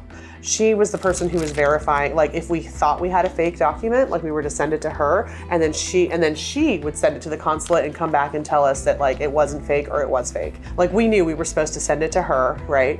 But I didn't think she was really checking them. So I went ahead and checked this one on my own, but she found out about it. So they went back and told her that like someone else had contacted, the consulate told her that I had contacted them. And so, yeah, so they've probably got some inner workings, you know. We never saw sponsors face-to-face, and fake documents were rampant. Contacting the Guatemalan consulate in regards to fake documents resulted in a reprimand by the HHS ORR official stating, "That's not your job, and you are never to contact the consulate again." We're taking documents from other countries, and actually at Pomona we took RENAP birth certificates, which I don't know if you know what RENAP is. It's basically an online clearinghouse for birth certificates where anybody, it's mostly Guatemala, but anyone can go on there and print any birth certificate they want. By ORR policy, RENAP birth certificates are not acceptable because they are so easily obtained. But at Pomona, we were given special permission to accept those RENAP birth certificates. So there's a website I can go online and basically buy and get any type of birth certificate I want from any country. Well, and then you guys were knowing that these sites are out there, accepting those forms of. Yeah, it said RENAP right at the top. And of course, these were mostly the UCs. Well, not really. It was the UCs and the sponsors, but the vast majority of UCs were coming across with these RENAP birth certificates, okay, which could literally be handed out as they cross the border. So now we have children that are coming over with fake documents. Absolutely. So this child is not who they're claiming he is, which means he turns into a ghost because they're going to be looking for a child that doesn't exist. And then you're turning that child over to an adult with the same type of documents. So you have a ghost child going to a ghost adult? In a lot of cases. Furthermore, this administration's decision to eliminate DNA testing to verify familial relationships has created dangerous loopholes which traffickers are now currently aware of and actively exploiting. Criminal sponsors are defrauding the U.S. government by using this government program as a logistical chain in their trafficking operation. And that's exactly how criminals on the terrorist watch list have been able to sponsor these migrant children. How many children have been placed with known MS-13 gang members? We know of one. Was that a question to me? Yes. And please repeat the question. I thought you were making a comment. When I reported the MS-13 case and provided evidence that other MS-13 and 18th Street gang members were sponsoring children, ORR retaliated against me. What do you know? Congressman, obviously, when we go through the extensive vetting process, we would make sure that what we try to do is place them with someone who will keep them safe. Obviously, someone who is involved in gang activity would not be someone we would consider And yet you did so anyway after you were warned by the case manager. We had a whistleblower come forward with a list of 8,000 addresses. Within the first couple hundred addresses they checked, they found 4 sponsors who received a child, and that man gave them the address to a strip club. So in the Florida grand jury case where the one child was delivered to the strip club, did y'all vet that location? I mean, was that considered a house? I mean, is a strip club now considered a house for children being trafficked or lost? As I mentioned, Congressman, we can discuss the Florida report. There are many issues that we have with that report. I'm not reading from stuff that I made up. We got ORR sent over 100 unaccompanied children to a single family house in Texas. If this vetting process is working, how does that happen? Whistleblowers from ORR knowingly transferred UAC to criminal and sex traffickers. If this process is working, how is that happening? I had multiple cases that I reported on, one in particular where we sent 329 children to an address in Houston, Texas, right? Two buildings, 2 garden apartment buildings. That's a really generous foster family, isn't it? Very kind of them. Take on 329 kids? Yeah. At the time that I reported 329 to these two buildings right here. 329 children. But we know that when some investigative journalists that went and knocked on these doors, the children were no longer there. We know they're not there. These are just front addresses. America, brace yourself for the disturbing truth. The Department of Health and Human Services, HHS, conducted a vetting process so flawed that they've approved the transfer of innocent children to an adult male who openly provided the address of a strip club as his residence. So you became aware that you got 329 children that are sent to the same address. Who else knew about that? The entire executive leadership at Health and Human Services knew about it, as well as the Office of Inspector General and the HSI. But they continued to send children because we know the numbers went up even after I had reported this to the leadership. I remember this particular one, I had stayed up all night putting this PowerPoint together to make sure that, I had put together all of the evidence, that it was in one package, and that leadership could then, make a decision based on all of the data that was put together in the one PowerPoint. So were additional children being sent there even after it was identified that we had 100 children there, 200 children there, 300 children there? Yes, Senator, I think that before I left the site that number may have been up to 500 plus. So no real evaluation from there other than just keep sending them because that gets them out of here. Yeah, no, the PowerPoint that I put together to demonstrate what was happening, they said was speculative. And I think they told Tara that she had cultural bias, something like that, but they did not take it seriously. Consider this. We have at our disposal the formidable resources of the FBI, DOJ, CIA, and NSA, equipped with advanced technology for surveillance and investigation. Yet we have HHS caseworkers who are relying on Google Earth for vetting these so-called sponsors. We verified addresses by looking on Google Earth and making it like from above and making sure there was a house there. You guys were using Google Earth to do background checks No, on the homes? To verify that there was a house there, yes. So you guys were doing proof of They had to provide further proof of address, but then you were supposed to take their proof of address that they provided and then verify on Google Earth that there actually was a structure there. And how were they submitting this proof of residency? Oh, it was just, it was over WhatsApp. They would submit all these documents, so. Wait, these are people that are sponsoring children and they're sending you proof of residency via a text message on WhatsApp? Correct, yes. And you guys are, as government employees, this is part of policy? This is how you guys are being instructed to receive this type of information? Yes. And then you guys are taking that information, you guys are using Google Earth to verify? Correct. And this is how we're determining if an adult is going to receive an unaccompanied alien child that's going to be delivered now to I don't know if you call that vetting, a vetted sponsor. They call it a vetted sponsor. They call it a vetted sponsor who's going to receive a child that has not been DNA tested. Correct. That's the definition of human trafficking. And to a large extent, and you're delivering these children across state lines, correct? Across state lines, yes. And then you place them in foster homes. You release them into our communities. Mr. Chairman, we work closely with the Department of Homeland Security, which does the vetting for these children when they first enter into the country. You're placing them. You're the ones that are placing them in people's homes, and you're the one who's telling me, don't worry about it. They're all carefully vetted. They're all secure. Don't worry that we can't reach them by phone after we've placed them in these homes. It might be they just weren't paying attention to the phone. This is not just a lapse in judgment. This is intentional, and the system is operating exactly as designed. Maximum plausible deniability.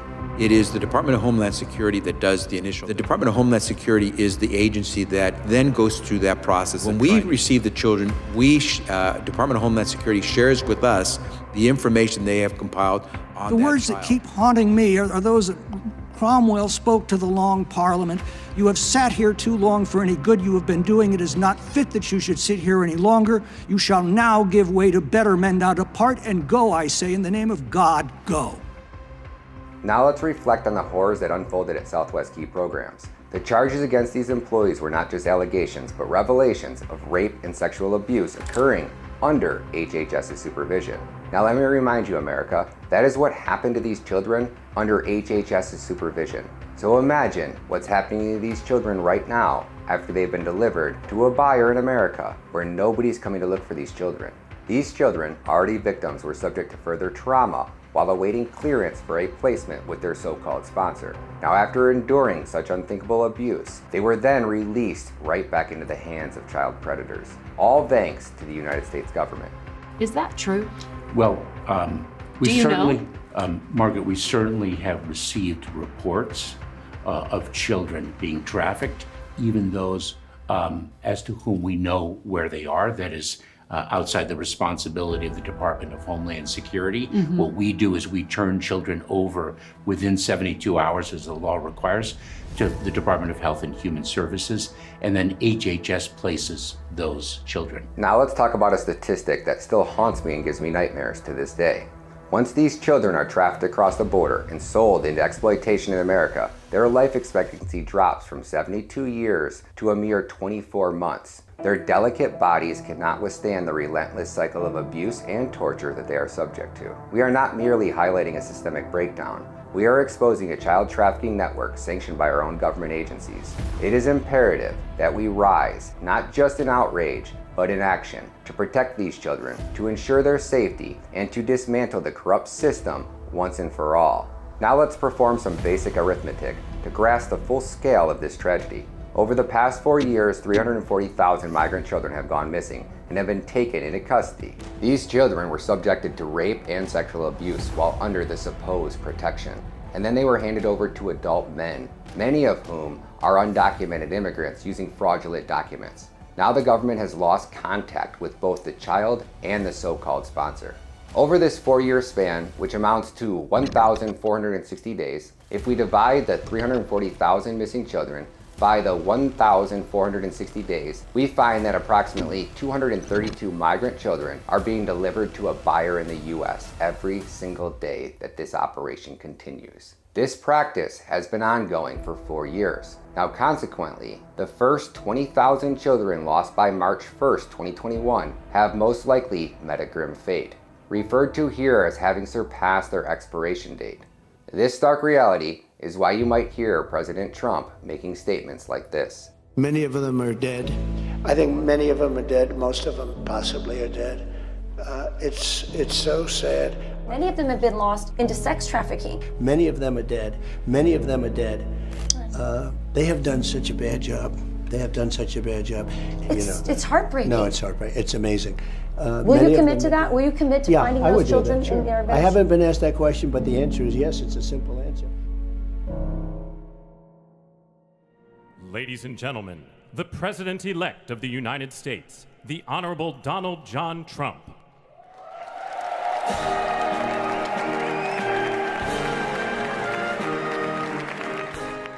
Today, Trump comes back. He just wins the election, comes right to you, and he says, I want to end, once and for all, this child trafficking. Where do you start? And then walk me through everything that you do. So it's a funny question because that actually happened.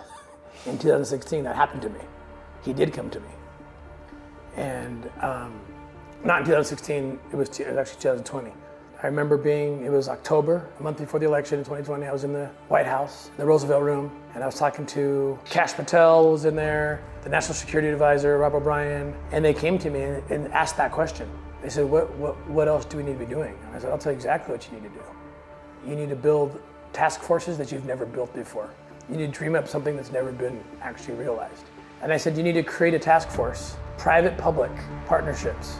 That's the key to this. You know, I've been in both private and public. You need both. Private organization, NGOs can do things that law enforcement can't do, or they can't do it fast enough. And you know, there's a million things they can do that we can't do. But the idea was create a position like that. So you're not going and pleading at the steps of the embassy, will you please do this? Because it'll work. No, you go in the name of the president and say, here's what you're gonna do. You're gonna take these resources, you're gonna partner with this vetted organization, they're gonna do this, you're gonna do that. We will set traps all over the world and we'll catch the pedophiles.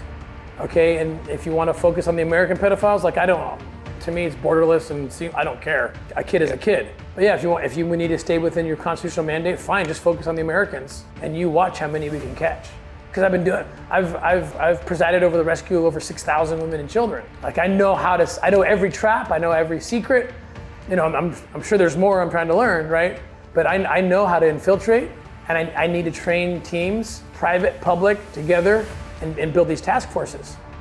Believe me, we've experimented with everything. We know what works, we know what doesn't work. So I'm explaining this in October of 2020, and it was Kash Patel who reached over. At the time, he's working for the National Security Council, and he said, let's do it. Do you want the position?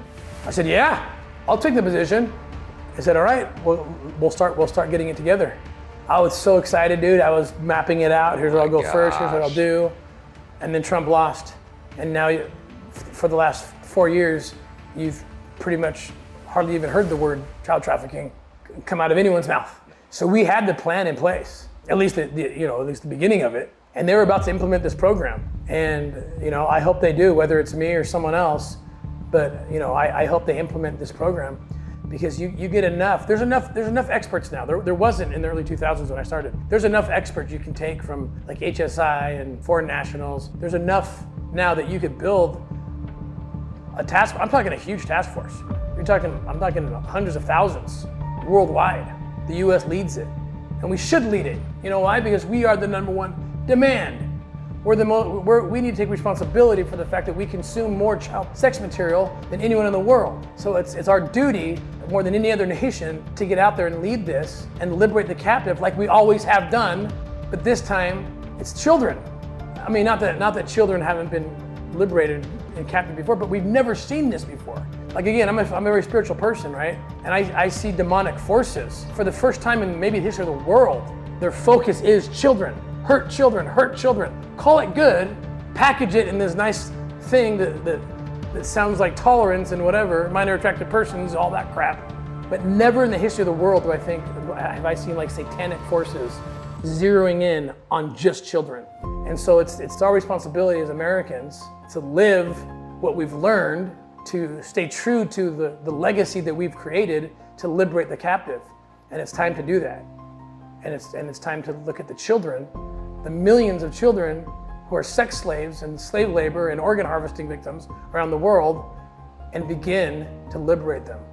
Now that you're able to grasp the enormity of what's at stake, let me share with you a story of a true angel among politicians. The only one who's ever shown a genuine concern by reaching out to me. Maria Porras, the Attorney General of Guatemala. I've been on a divine mission to rescue these children, and not a single politician or law enforcement agency in America has even whispered a word of support or offered help. But here's where it gets beautiful. I translated my documentary into Spanish, and within 24 hours, Maria's office was on the line, inviting me to Guatemala to collaborate with her team on the crisis of these missing children. To all of the citizens of Guatemala who have been misled into thinking that Attorney General Maria Porras is corrupt or some kind of villain, I am here to set the record straight. You have been fed a pack of lies. Consuelo Porras galardonada como la corrupta del año. Attorney General Maria Consuelo Porras, who has been designated a corrupt actor by the US State Department since 2021. This is a person who actually was part of an intent of a coup d'etat against Arevalo, what you just mentioned. They tried to annul the election results. Just like the American public was deceived about Trump. Trump is a con. President Trump. President Trump. President Trump. President Trump. President Trump. Trump. Trump. Trump. Trump. Trump. Trump. Trump. Trump. Trump. Trump. The Trump campaign. Trump campaign. The Trump campaign. The Trump campaign. Trump campaign. It's the Trump campaign. Donald Trump. Trump Russia. Trump campaign. The Trump campaign. The Trump campaign. Trump campaign. Let me enlighten you. First off, every brave soul who's ever tried to expose this monstrous child trafficking operation, funneling kids to the depraved elite circle of pedophiles, has ended up dead. Just speaking about this puts a target on my back. Making these documentaries, that's practically signing my own death warrant. I have zero reason to lie to you. If I'm still alive to release this film, it's because God himself has chosen me to lead this holy war and rescue his children. Now let me tell you a little bit more about Maria Porras. She's not just any politician. She's a warrior for justice. She's a beacon of integrity in a world of corruption. While the rest of the world has turned a blind eye, she's opened her doors. She's fighting against an international web of deceit and crime, risking her life every day to protect the innocent. She is the kind of leader who doesn't wait for change. She is the change. So to those who doubt her, I say, wake the fuck up. Consuelo Porras Dr. Consuelos Porras, over 30 years of service, over 40 years of service to her country, who has never once in the history of any post that she's ever had been accused of unethical behavior. Not once, not one time. And until actually doing the work that she was asked to do, now all of a sudden they say at the State Department that she's corrupt. A 70-year-old woman who reminds me of the Trump of Guatemala.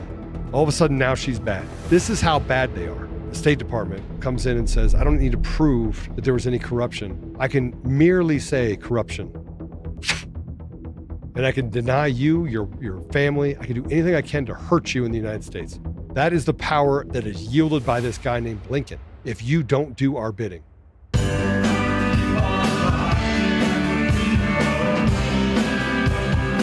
you think the United States should be manipulating members of a foreign Congress in this manner? Not a question of manipulating members of foreign Congress. It's the fact that in the recent election in Guatemala, there was a very strong attempt made to prevent the democratically elected president of Guatemala from taking office. There was an attempt to disrupt the inauguration of that president. And if we stand for democracy anywhere, we have to stand for it everywhere, including in Guatemala. Our way of seeing it, Ryan, is not to defend democracy, because what we had last year wasn't democracy. Democracy is what the majority of people decide. And here we didn't have a decision. Porque el señor alcalde ya estamos cansados que él trae gente de otro lado.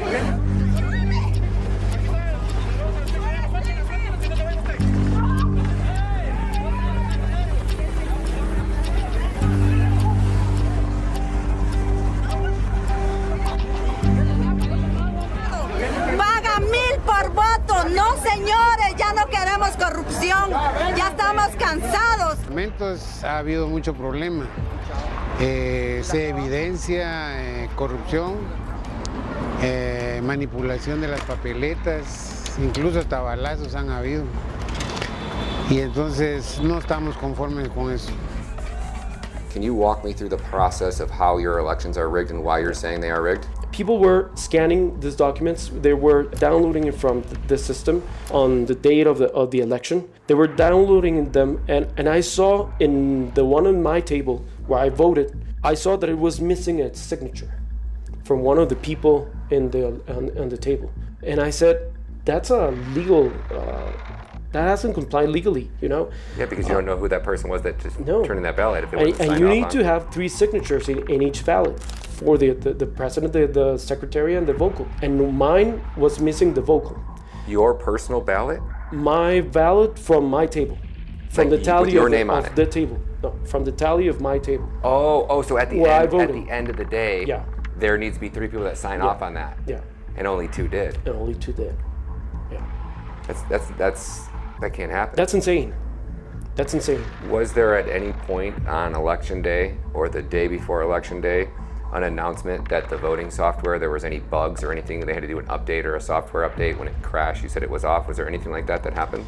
They supposedly reset it a couple of days before the election. So supposedly. This happened in America. Yeah, I know. Right? From the beginning, the entire process was marred with a lot of problems. From corruption inside the electoral authority that acquired a lot of equipment and softwares for the counting and transmission of the votes, and then to the sequestration of all the final vote counting records that they didn't want to show to the people what had been tallied at the end. Yes, this reads a little bit like a telenovela, because what has happened also is that the TSC, or the Supreme Electoral Tribunal, their top officials, they just left the country. They just abandoned their posts so that they wouldn't have to investigate or bring enforcement, right? Because a lot of these have been, 1, paid off, a lot of the magistrates, and 2, threatened by members of the U.S. State Department through the embassy. And all the payments were made by USAID. We estimate above $10 million, which for the U.S. budget is petty change. Sure. But for Guatemala's empty pockets, it's a huge bribe. So you can bribe yourself into almost anywhere with a fraction of those $10 million.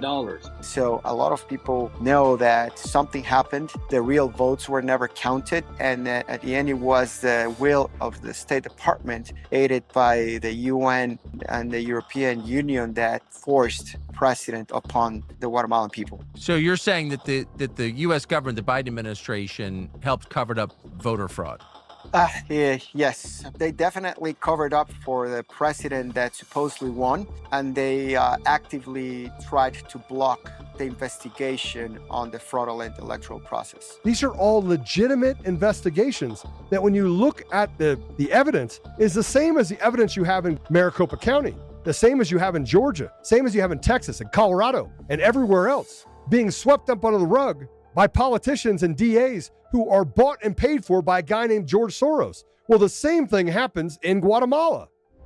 What was it like here in Guatemala the day after? Did your citizens think the election was rigged, or did they actually believe that this guy was legit? The people, we call them polytalkers here. The people that go to Twitter and defend democracy, which is, they were not defending democracy. They were imposing and misinforming people. Did your citizens realize that those aren't real people? Those are hired actors that are being paid by our State Department, our CIA. We know that, yeah. And they're clowns. Yeah, of course. And you see them, because you see some of them in the streets, they are like bad dressing people. They don't know how to speak. They don't know how to defend a legal point. They only say, we are going here defending democracy. We're here defending democracy, and they are not defending anything. They're just defending their check at the end of the day, because that's what they're doing, and that's only the thing they know how to do it. And then they use the media to film those people and make it look like everybody's like that. Because local media gets propaganda from the government. And they came out and said, "Oh, this is just a ploy." And the left-wing media, which is funded by Soros. I'm not making this up. This isn't hyperbolic. Everyone in Guatemala knows who George Soros is. That even the car dealers down there, even the businesses down there are funded by Soros in order to drive the ability for them to just fund back money to the Soros organization so he can wreak havoc on countries around the world. I'm disgusted. Can you name some of the NGOs that you think are interfering in Guatemalan society? Well, I'll definitely give you one that has interfered in a lot of issues here in Guatemala and many other countries. Is Soros Foundation and his network of smaller ones. But that's one of the main ones. We also, during the migrant caravans that started in 2018 and 2019, we detected a couple of NGOs, specifically from Chicago, that were actually here aiding and abetting the human traffickers and giving and handing money out to people that were actually transiting Guatemala illegally and that were heading to the United States, to enter the U.S. illegally as well. So NGOs based in the United States with the knowledge of the State Department were helping illegal migrants come to the United States from Central America. Well, not only with the knowledge of the State Department, but several of these NGOs inside the network of these people doing this were also getting money and are still getting money from USAID. Here's how USAID fits into this sinister puzzle. USAID isn't just an aid organization. There's nothing aid about it. It's the fucking money laundering arm of the CIA, currently under the control of Samantha Powers, one of the most corrupt and vile individuals on this planet, right up there with Susan Rice, Avril Haines, and Victoria Nuland. That is not the approach that we take either in Guatemala. Let me give you another one. We spent $30 million for climate and environmental related programs, including funds to teach radical climate agenda in schools. Man, if we gave USAID money under a different administration and they took the NRA to that country and said, we're going to train all these kids in self-defense and gun ownership, what would you have to say about that? Congressman, just the language that you're using suggests that these are not USAID. USAID is the linchpin of the deep state, the crucial link that binds the Department of Defense, the State Department, and the CIA in their global manipulation. USAID is effectively a switch player to assist the Pentagon on the national security front, to assist the State Department on the national interest front, or to assist the intelligence community on a sort of clandestine operations front. So you can look up funny moments, by the way, in USAID being a CIA front. More recently, the agency's leaned into its humanitarian image as a political government, specifically through its Office of Transition Initiatives, transition being the euphemism for overthrowing governments. OTI describes its work as, quote, supporting U.S. foreign policy objectives by helping local partners advance peace and democracy with, quote, programs that serve as catalysts for positive political change. Moments of opportunity come with high expectations, to make change fast, to prove that democracies can indeed deliver for their people. This isn't about spreading democracy or aid. It's about exerting control, toppling regimes, and funneling resources through corrupt channels to continue their operations of power and destruction. Wake up to the reality of how our government operates, how it uses humanitarian aid as a smokescreen for its dark agenda. What issues did they push on Guatemala? For instance, under the guise of the fight against corruption and counter-narcotics efforts, they actually started imposing a lot of socialist agenda ideas, gender ideology, and other projects that, are more aligned with the globalist agenda of the UN. And the government of Guatemala announced that it will request the United States Agency for International Development, USAID, to cease its operations in the Central American nation. The president pointed out that the Biden administration wants to introduce a multicultural agenda to the country, which he cataloged as indigenism. In this context, Yamatei demanded the exit of USAID for its interference in the internal affairs of the nation. This documentary should be the fucking wake-up call that forces an immediate investigation into US aid and every NGO they fund, and anyone, even tangibly linked to them. It's time we all get our heads out of our asses and we start to confront the stench of corruption. All it takes is to follow the gosh damn money. When I find out we spent nearly $1 million to train and support the LGBTQ+ Victory Institute that trains and supports left-wing candidates in Guatemala, after Guatemala pushed to be the pro-life capital of America, and then invested $11 million in assistance for groups to push for abortion activism in Guatemala. I'm just wondering, Administrator, how that fits into save lives, reduce poverty, strengthen democratic governance, and help people progress beyond assistance. Can you help me out there? Well, I want to say off the bat, I'm not familiar with either of those programs. We have, as you can imagine, Sure, you got a lot. Thousands of programs around the Heavy world. is But the head that wears the crown, man. But I am absolutely happy. I would actually like to hear more about what you're referring to. I'm going to give you some more. Okay, no, that too. Okay, but for starters, to simply say that we do stand with marginalized communities, and we do have a situation where you see significant spikes in attacks. We're not talking about LGBTQI. slavery, ma'am. We're not talking about what's happening in East Turkestan. We're talking about different viewpoints. This is a sovereign country which we wish to help, and instead of helping them economically, we're telling them culturally. We're spending our money to change them culturally because we disagree with where they are culturally. 11 congressmen, signed on to a letter that was sent to Blinken and to Samantha Powers that said, how are you interfering with the sovereignty of another nation? This is probably the clearest case of international interference into a country's democracy that you could possibly see. And the resulting effect is that they're hiding the murder. I'm not talking about, this is not hyperbolic. They are murdering, they are raping, and they are disappearing thousands of children from Guatemala. One of the largest number of children to be trapped across the border, and largest number of migrants comes from the Guatemala area.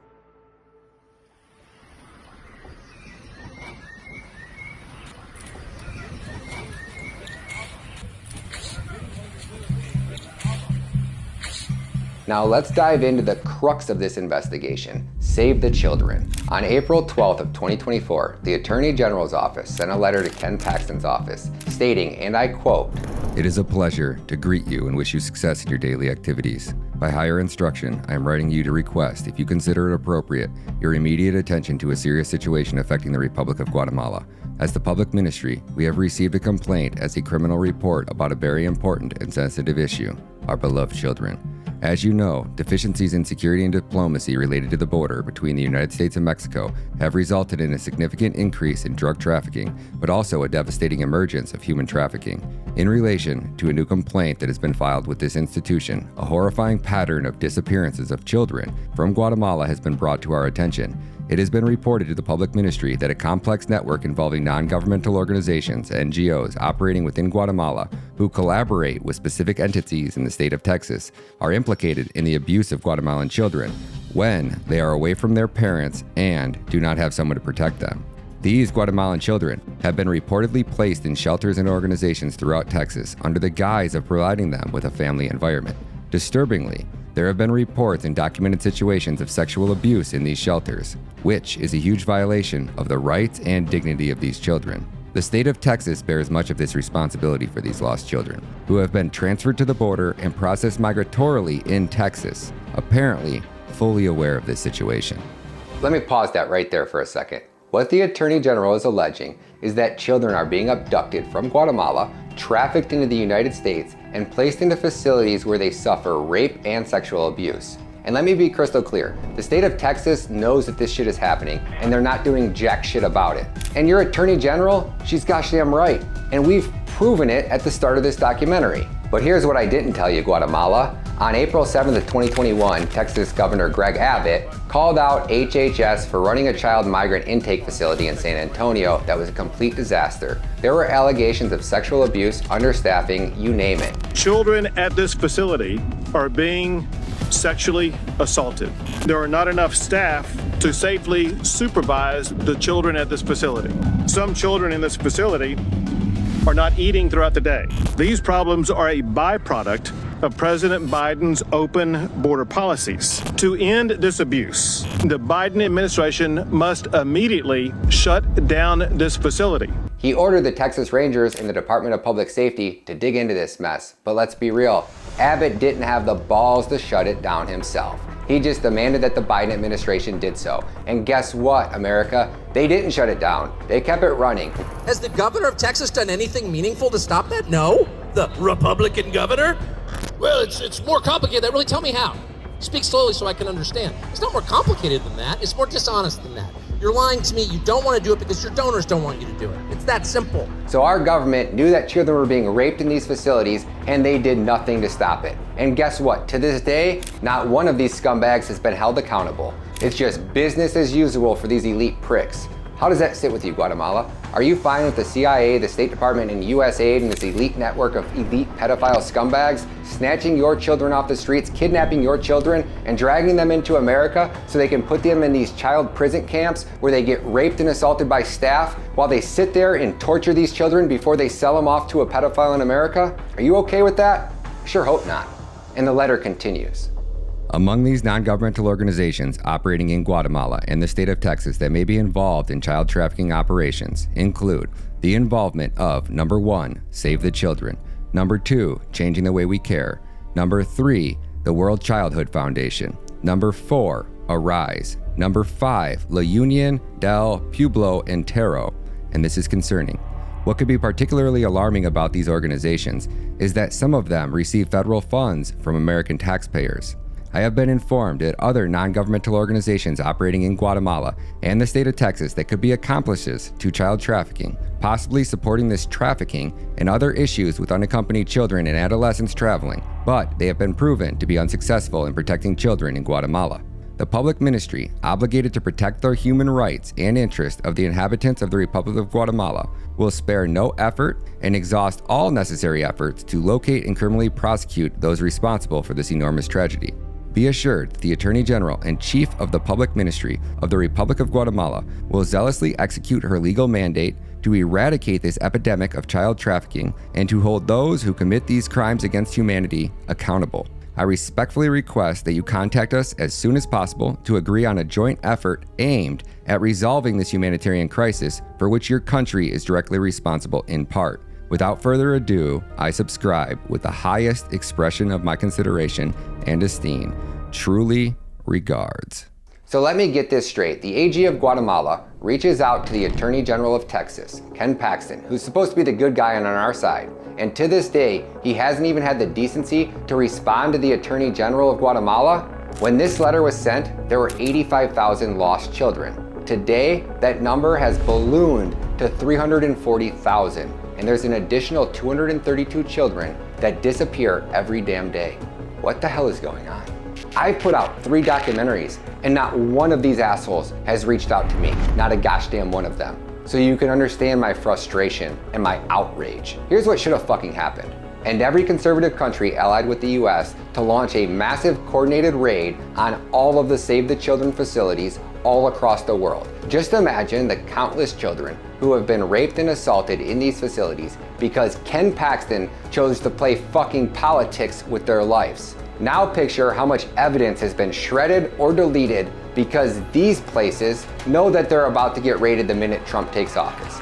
Ken Paxton, at this point, why didn't you just hand them Hillary Clinton's bleach bit? What a gosh damn shame. Children are scrubbing dishes, they are operating heavy machinery, they are delivering meals, they are harvesting coffee, they are working construction, they are working as housekeepers, they are working overnight shifts at plants where they are not paid, they are not going to school, they are not cared for, they are not giving meals. And the person who is responsible for him here threatens him, like saying, "You mean nothing to me, be careful."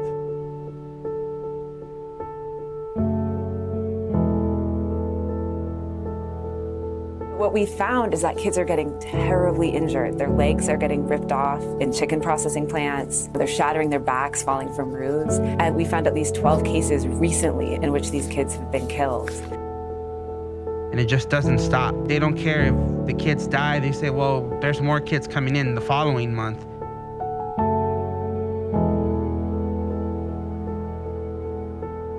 And it's all unaccompanied migrant girls who are working to pay off their debt to the cartel. These illegal alien girls that have been trafficked across the border that are pimping themselves out. You can go in there and buy one of these underage children that are working to pay everything off.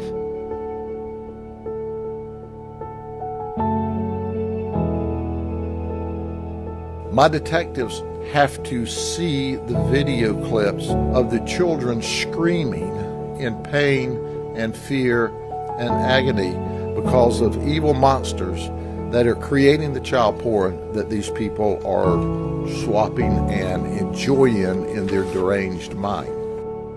This one girl, she's only 12, an unaccompanied minor who was 9 months pregnant and about to go into labor. How did we get here? How did we get here? And they have no name, no number, no identity.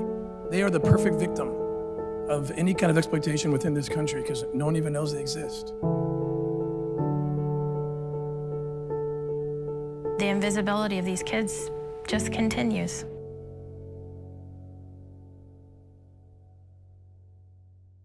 The FBI needs to be involved. They need to go find every single one of these kids. FBI needs to find them. We're looking at the biggest child smuggling ring and the biggest child labor ring in American history, and this administration is responsible for it. Dear Kash Patel, I am writing you as we have just concluded our investigative documentary, Operation Amber Alert Guatemala. Our team has uncovered and documented the trafficking of over 452,121 migrant children into the United States, all of which facilitated by a troubling public-private partnership. Our findings indicate direct involvement from key figures such as Alejandro Mayorkas through his public-private partnership with Mexican cartels and HHS Xavier Becerra via his agency's direct funding with NGOs who have been raided in Guatemala for the trafficking of migrant children into America. Our documentary provides comprehensive evidence that should facilitate the insurance of the arrest warrants, not only for these high-ranking officials, but also for every NGO that has received funding from USAID, HHS, or the U.S. State Department, which were all implicated in the oversight and welfare of these children. We are presenting this documentary to you in hopes that it will catalyze swift and decisive action from your office. The depths and the breadth of this evidence we've gathered should be compelling enough to move forward with legal proceedings. Now, Kash Patel, the only question we have for you is, what are you going to do about it? We will not forget our country. We will not forget our Constitution, and we will not forget our God. Ladies and gentlemen, brothers and sisters of Guatemala and America, lend me your ears, for I bring forth a message of fire and truth. I stand before you, not on my own accord, but as a chosen instrument of the Almighty. God, in His infinite wisdom and His boundless love, has seen it fit to send me on a mission, a divine quest to expose the darkest of evils that fester within every heart within our nation in this child trafficking operation, orchestrated by those who were meant to protect us, the United States government.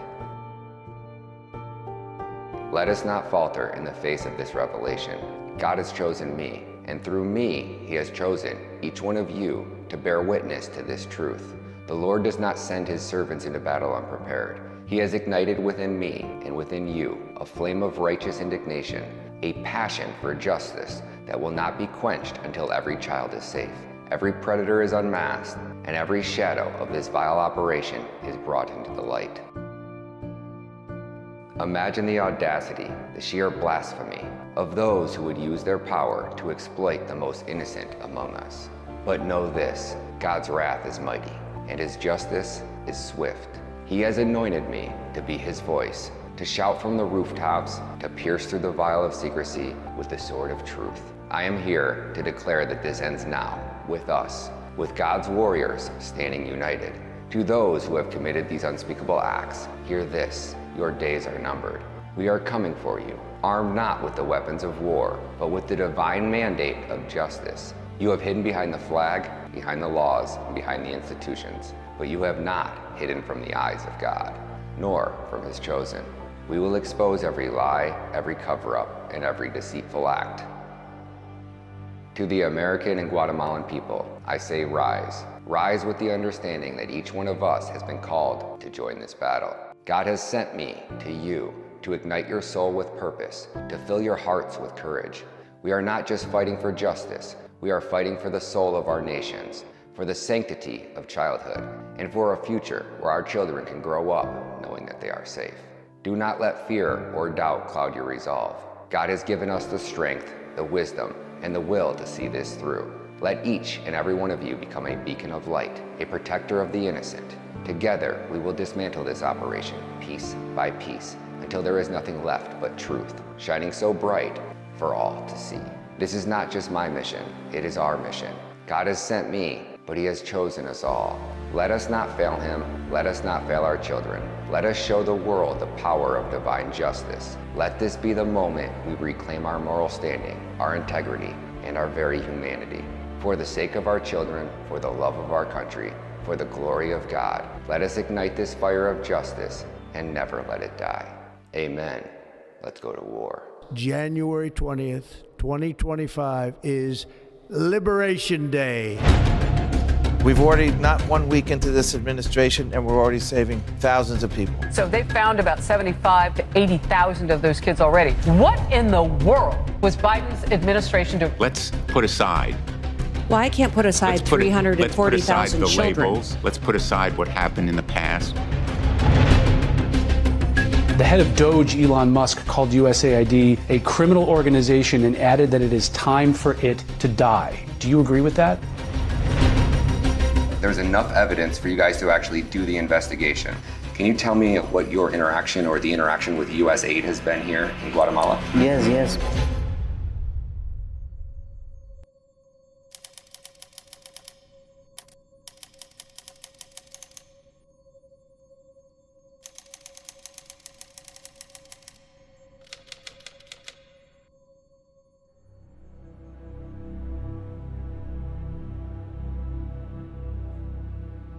In the heart of El Salvador, where poverty paints the streets with the shadows of despair, there walks an angel among men, Bob McDonald. Known on social media as @BobMcDonald, Bob has dedicated his life to a cause that echoes the very essence of humanity: hope, love, and redemption. He is the founder of the organization called the House of Life, a beacon of light for the most vulnerable in society. Bob's mission is profound as it is heartbreaking. He rescues pregnant teenage girls, young girls, ages 11 to 17, who have suffered through unimaginable horrors, often raped by those who they would be protected by, their fathers, brothers, and pimps. These children, from the poorest slums of El Salvador, come to Bob not just seeking shelter, but a chance to reclaim their shattered innocence. At the House of Life, Bob doesn't just provide a safe haven. He gives these girls a new life. He nurtures them, educates them, and most importantly, he loves them as if they were his own daughter. His dedication transcends mere charity. It's a lifelong commitment to healing and empowerment. The images you are seeing on the screen have captured this love in its purest form. It's a photograph from just last week showing the first girl who ever came to the House of Life. She stands there, now a young woman with a daughter in her arms, celebrating the child's first birthday. The joy in their eyes, the shared laughter, and the undeniable bond between them speaks volumes of the transformation that Bob has facilitated. Throughout my travels across the globe, I've witnessed countless organizations striving to make a difference, yet none have touched my heart like the House of Life. Bob McDonald's work is a testament to what true altruism looks like. Here, every donation, every act of support doesn't just go towards a cause. It plants a seed of hope, nurtures growth, and fosters dreams where there was once only despair. If you can spare a cup of coffee, on Bob's website at micasakids.org, you can find the donation link. You can also find them on Bob's personal Twitter, at BobMcDonald1. Bob is the epitome of what every organization dealing with children should aspire to be. His approach is not just about survival, it's about thriving, about giving these young souls a chance to see themselves through the eyes of somebody who believes in them unconditionally. In a world often too quickly to run away from suffering, Bob stands as proof that angels do walk among us, and through his work, we are reminded of the power of love that can heal the deepest wounds.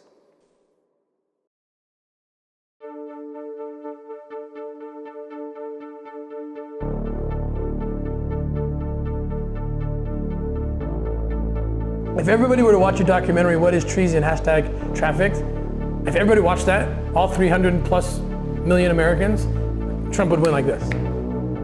I don't know why it's not the #1 issue. Every time I come back from an operation, I'm just like incensed when I read the news, like what made the headlines. The headlines every day should be, millions of kids are enslaved and the United States is driving the market with their policies. So I would encourage more to come out, more to whistleblow.